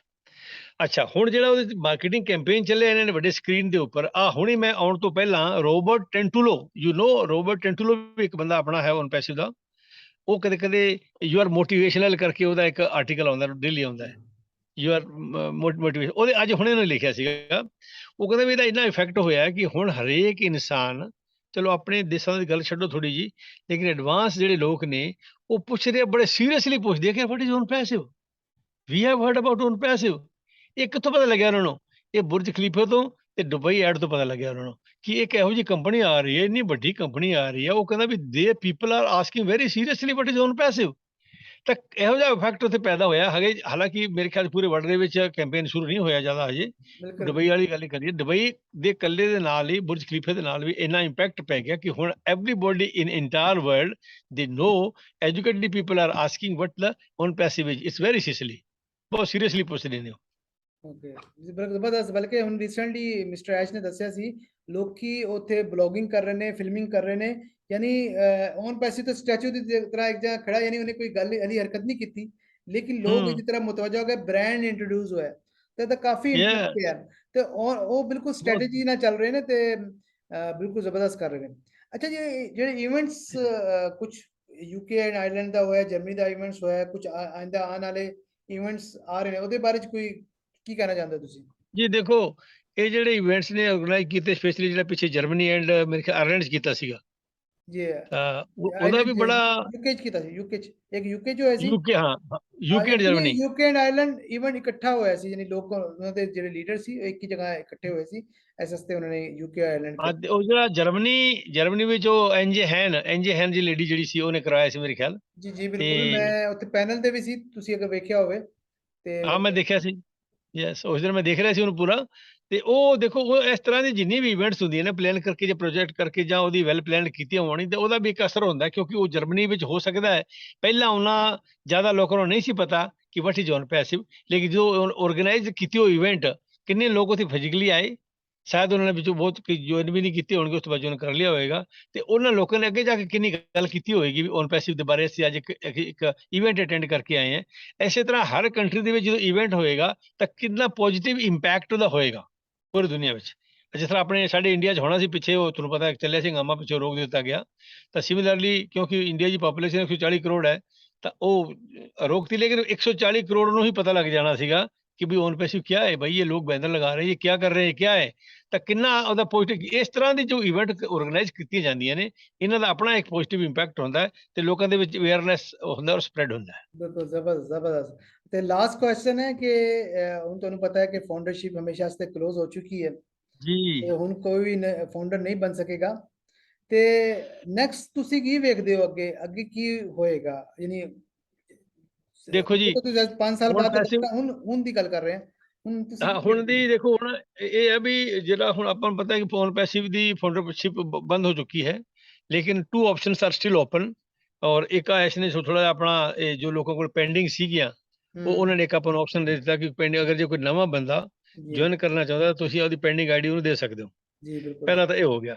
ਨੰਬਰ 2, ਹੁਣ ਇੱਕ ਹੋਰ ਲਿੰਕ ਹਜੇ ਨਹੀਂ ਆਇਆ, ਮੇਰੇ ਖਿਆਲ ਐਸ਼ ਦੇਗਾ ਆਪਾਂ ਨੂੰ ਜਦੋਂ ਲਾਂਚਿੰਗ ਦੇ ਕੋਲ ਦੇਗਾ ਜਾਂ ਕਦੋਂ ਦੇਗਾ, ਜਿਹਦੇ ਵਿੱਚ ਫਾਊਂਡਰਸ ਐਂਡ ਰੀਸੈਲਰ ਬਣ ਸਕਣਗੇ। अच्छा ਹੁਣ ਹੁਣ ਜਿਹੜੇ ਫਾਊਂਡਰਸ ਦੀ ਜੋ ਐਕਸਕਲੂਸਿਵ ਬੈਨੀਫਿਟਸ ਫਾਊਂਡਰਸ ਨੂੰ ਮਿਲਨੇ ਸੀ ਉਹ ਤੱਕ ਕਲੋਜ਼ ਹੋ ਗਏ ਨੇ। ਉਹਦਾ 14,55,790 ਕਿੰਨੇ 93 ਜੀ ਜੀ ਉਹ ਉਹਨਾਂ ਨੂੰ ਉਹ ਤਾਂ ਦੋਜ਼ ਵਿਲ ਰਿਮੇਨ, ਉਹਨਾਂ ਡਿਕਰੀਜ਼ ਹੋ ਜਾਣਗੇ, ਕੱਟ ਹੋ ਜਾਣਗੇ ਤੇ ਉਹ ਡਿਕਰੀਜ਼ ਹੋਣਗੇ। ਬਿਲकुल ਉਹ बिल्कुल ਡਿਕਰੀਜ਼ ਹੋਣਗੇ, ਕਿਉਂ ਹੋਣਗੇ? ਕਿਉਂਕਿ ਜਿਹੜੇ ਪੈਂਡਿੰਗ ਹੈ ਮੇਰੇ ਖਿਆਲ 'ਚ ਥੋੜੇ ਦਿਨਾਂ ਬਾਅਦ ਪੈਂਡਿੰਗ ਪੋਜੀਸ਼ਨ ਬੰਦ ਕਰਦੀਆਂ ਐਬੋਲਿਸ਼ ਕਰ ਦੂਗਾ, ਡਿਲੀਟ ਕਰ ਦੂਗਾ। बिल्कुल ऐसे ਤਾਂ ऐसे ਫਿਰ ਐਕਚੁਅਲੀ 10-11 ਲੱਖ ਲੋਕ ਰਹਿ ਜਾਣਗੇ ਮੇਰੇ ਖਿਆਲ 'ਚ। ਬਿਲਕੁਲ ਕਿਉਂਕਿ ਉਹ ਕੱਲ ਪਤਾ ਮੈਨੂੰ ਨਹੀਂ ਕਿਤੇ ਪਤਾ ਕੁਝ ਲੱਗਿਆ ਹੈ ਵੀ ਲੋਗ ਕਈਆਂ 2 ਕੋਲ ਲੱਖ ਕਹਿੰਦੇ 3-3 ਨੇ, ਅਸਲ ਵਿੱਚ ਕੁਝ ਹਰ ਬੰਦੇ ਦੀ ਆਪਣੀ ਇਮੇਜਿਨੇਸ਼ਨ ਹੈ, ਆਪਣਾ ਆਪਣਾ ਯਾਨੀ ਗੈਸ ਹੈ, तो ਪਤਾ ਚੱਲ ਜਾਏਗਾ ਸਾਨੂੰ। ਤੇ ਸਾਧੂ ਜੀ ਆਖਿਰ ਵਿੱਚ ਕੋਈ ਪਾਕਿਸਤਾਨੀ ਫਾਊਂਡਰ ਵਾਸਤੇ ਕੋਈ ਮੈਸੇਜ ਹੋਵੇ? ਪਾਕਿਸਤਾਨੀ ਫਾਊਂਡਰ ਵਾਸਤੇ ਮੈਸੇਜ ਇਹ ਹੈ ਜੀ, ਅਗਰ ਅੱਜ ਤੱਕ ਲੋਕਾਂ ਨੇ ਸੁਣ ਕੇ ਇਸ ਤੁਸੀਂ ਇੰਨੇ ਵੈਬਿਨਾਰ ਅਟੈਂਡ ਆਰਗੇਨਾਈਜ਼ ਕਰ ਰਹੇ ਹੋ ਪਾਕਿਸਤਾਨ 'ਚ, you are doing a great job in Pakistan. ਤੇ ਮੈਂ ਵੀ 15-20 ਬੰਦੇ ਸੀ ਪਾਕਿਸਤਾਨ ਦੇ, ਬਹੁਤ ਵਾਰੀ ਉਹਨਾਂ ਨੂੰ ਮੈਂ ਕੋਸ਼ਿਸ਼ ਕੀਤੀ ਹੈ, ਲੇਕਿਨ they never bothered about to attend the meeting. ਲੇਕਿਨ ਫਿਰ ਵੀ ਅਗਰ ਅੱਜ ਉਹ ਸਾਡੀ ਗੱਲ ਸੁਣਨ ਜਾਂ ਅੱਗੇ ਸੁਣਨ ਤਾਂ ਮੈਨੂੰ ਉਹਨੂੰ ਕਹਿਣ ਦਾ ਵੀ ਤੁਸੀਂ ਇਹ ਇੱਕ ਇਹੋ ਜਿਹਾ ਮੌਕਾ ਹੱਥ ਆਇਆ ਹੈ ਦੋਸਤੋ, ਆਪਣੀ ਜ਼ਿੰਦਗੀ ਨਾ ਗਵਾਓ। ਆਪਣੀ ਜ਼ਿੰਦਗੀ ਅਗਰ ਬਣਾਉਣੀ ਹੈ ਤਾਂ ਤੁਸੀਂ ਆਪਣੇ ਫਾਈਨੈਂਸ਼ੀਅਲ ਫਰੀडम ਮੈਥੋਂ ਅਚੀਵ ਕਰ ਸਕਦੇ ਹੋ। ਅਗਰ ਤੁਸੀਂ ਇਹਦੇ ਰੀਸੈਲਰ ਤੇ ਕਸਟਮਰ ਬਣ ਕੇ ਹਜੇ ਵੀ ਮੌਕਾ ਬਹੁਤ ਹੈ। ਇਸ ਕੰਪਨੀ ਦਾ ਤੁਸੀਂ ਆਪਣਾ ਜੋ ਕੁਝ ਚੈੱਕ ਕਰਨਾ ਚੈੱਕ ਕਰੋ, ਕਿੰਨਾ ਪੋਜ਼ਿਟਿਵ ਵਰਲਡ ਦੇ ਵਿੱਚ ਇੰਪੈਕਟ ਹੋ ਚੁੱਕਿਆ ਹੈ। ਇਹਦੀ ਇੱਕ ਅੱਧਾ ਕੋਈ ਵੈਬਿਨਾਰ ਅਟੈਂਡ ਕਰੋ, ਉਸ ਤੋਂ ਬਾਅਦ ਵਿੱਚ ਤੁਸੀਂ ਅਗਰ ਜੇ ਹੁਣ ਤੱਕ ਇਸ ਨੂੰ ਜੁਆਇਨ ਨਹੀਂ ਕੀਤਾ ਤਾਂ in the future you can join it as founder and reseller and customer, ਤੇ ਫਿਰ ਵੀ ਉਹਨਾਂ ਹੀ ਬੈਨੀਫਿਟ ਲੈ ਸਕਦੇ ਹੋ। ਆਪਣੀ ਜ਼ਿੰਦਗੀ ਵਿੱਚ ਉਹ ਸਾਰੇ ਤੁਸੀਂ ਡ੍ਰੀਮਸ ਫੁਲਫਿਲ ਕਰ ਸਕਦੇ ਹੋ। ਇਹ ਨਵੇਂ ਬੰਦਿਆਂ ਵਾਸਤੇ ਮੇਰੀ ਐਡਵਾਈਸ ਹੈ। ਜ਼ਬਰਦਸਤ ਸਾਧੂ ਜੀ, ਤੁਹਾਡੇ ਆਉਣ ਦਾ ਬਹੁਤ ਬਹੁਤ ਸ਼ੁਕਰੀਆ। इंशाल्लाह ਅਸੀਂ ਨੈਕਸਟ ਕਿਸੇ ਵੈਬਿਨਾਰ ਜਾਂ ਇੰਟਰਵਿਊ ਮੁਲਾਕਾਤ ਹੋਏਗੀ इंशाल्लाह। तो अल्लाह हाफिज, बाय बाय। ਥੈਂਕ ਯੂ ਜੀ, ਥੈਂਕ ਯੂ ਜੀ।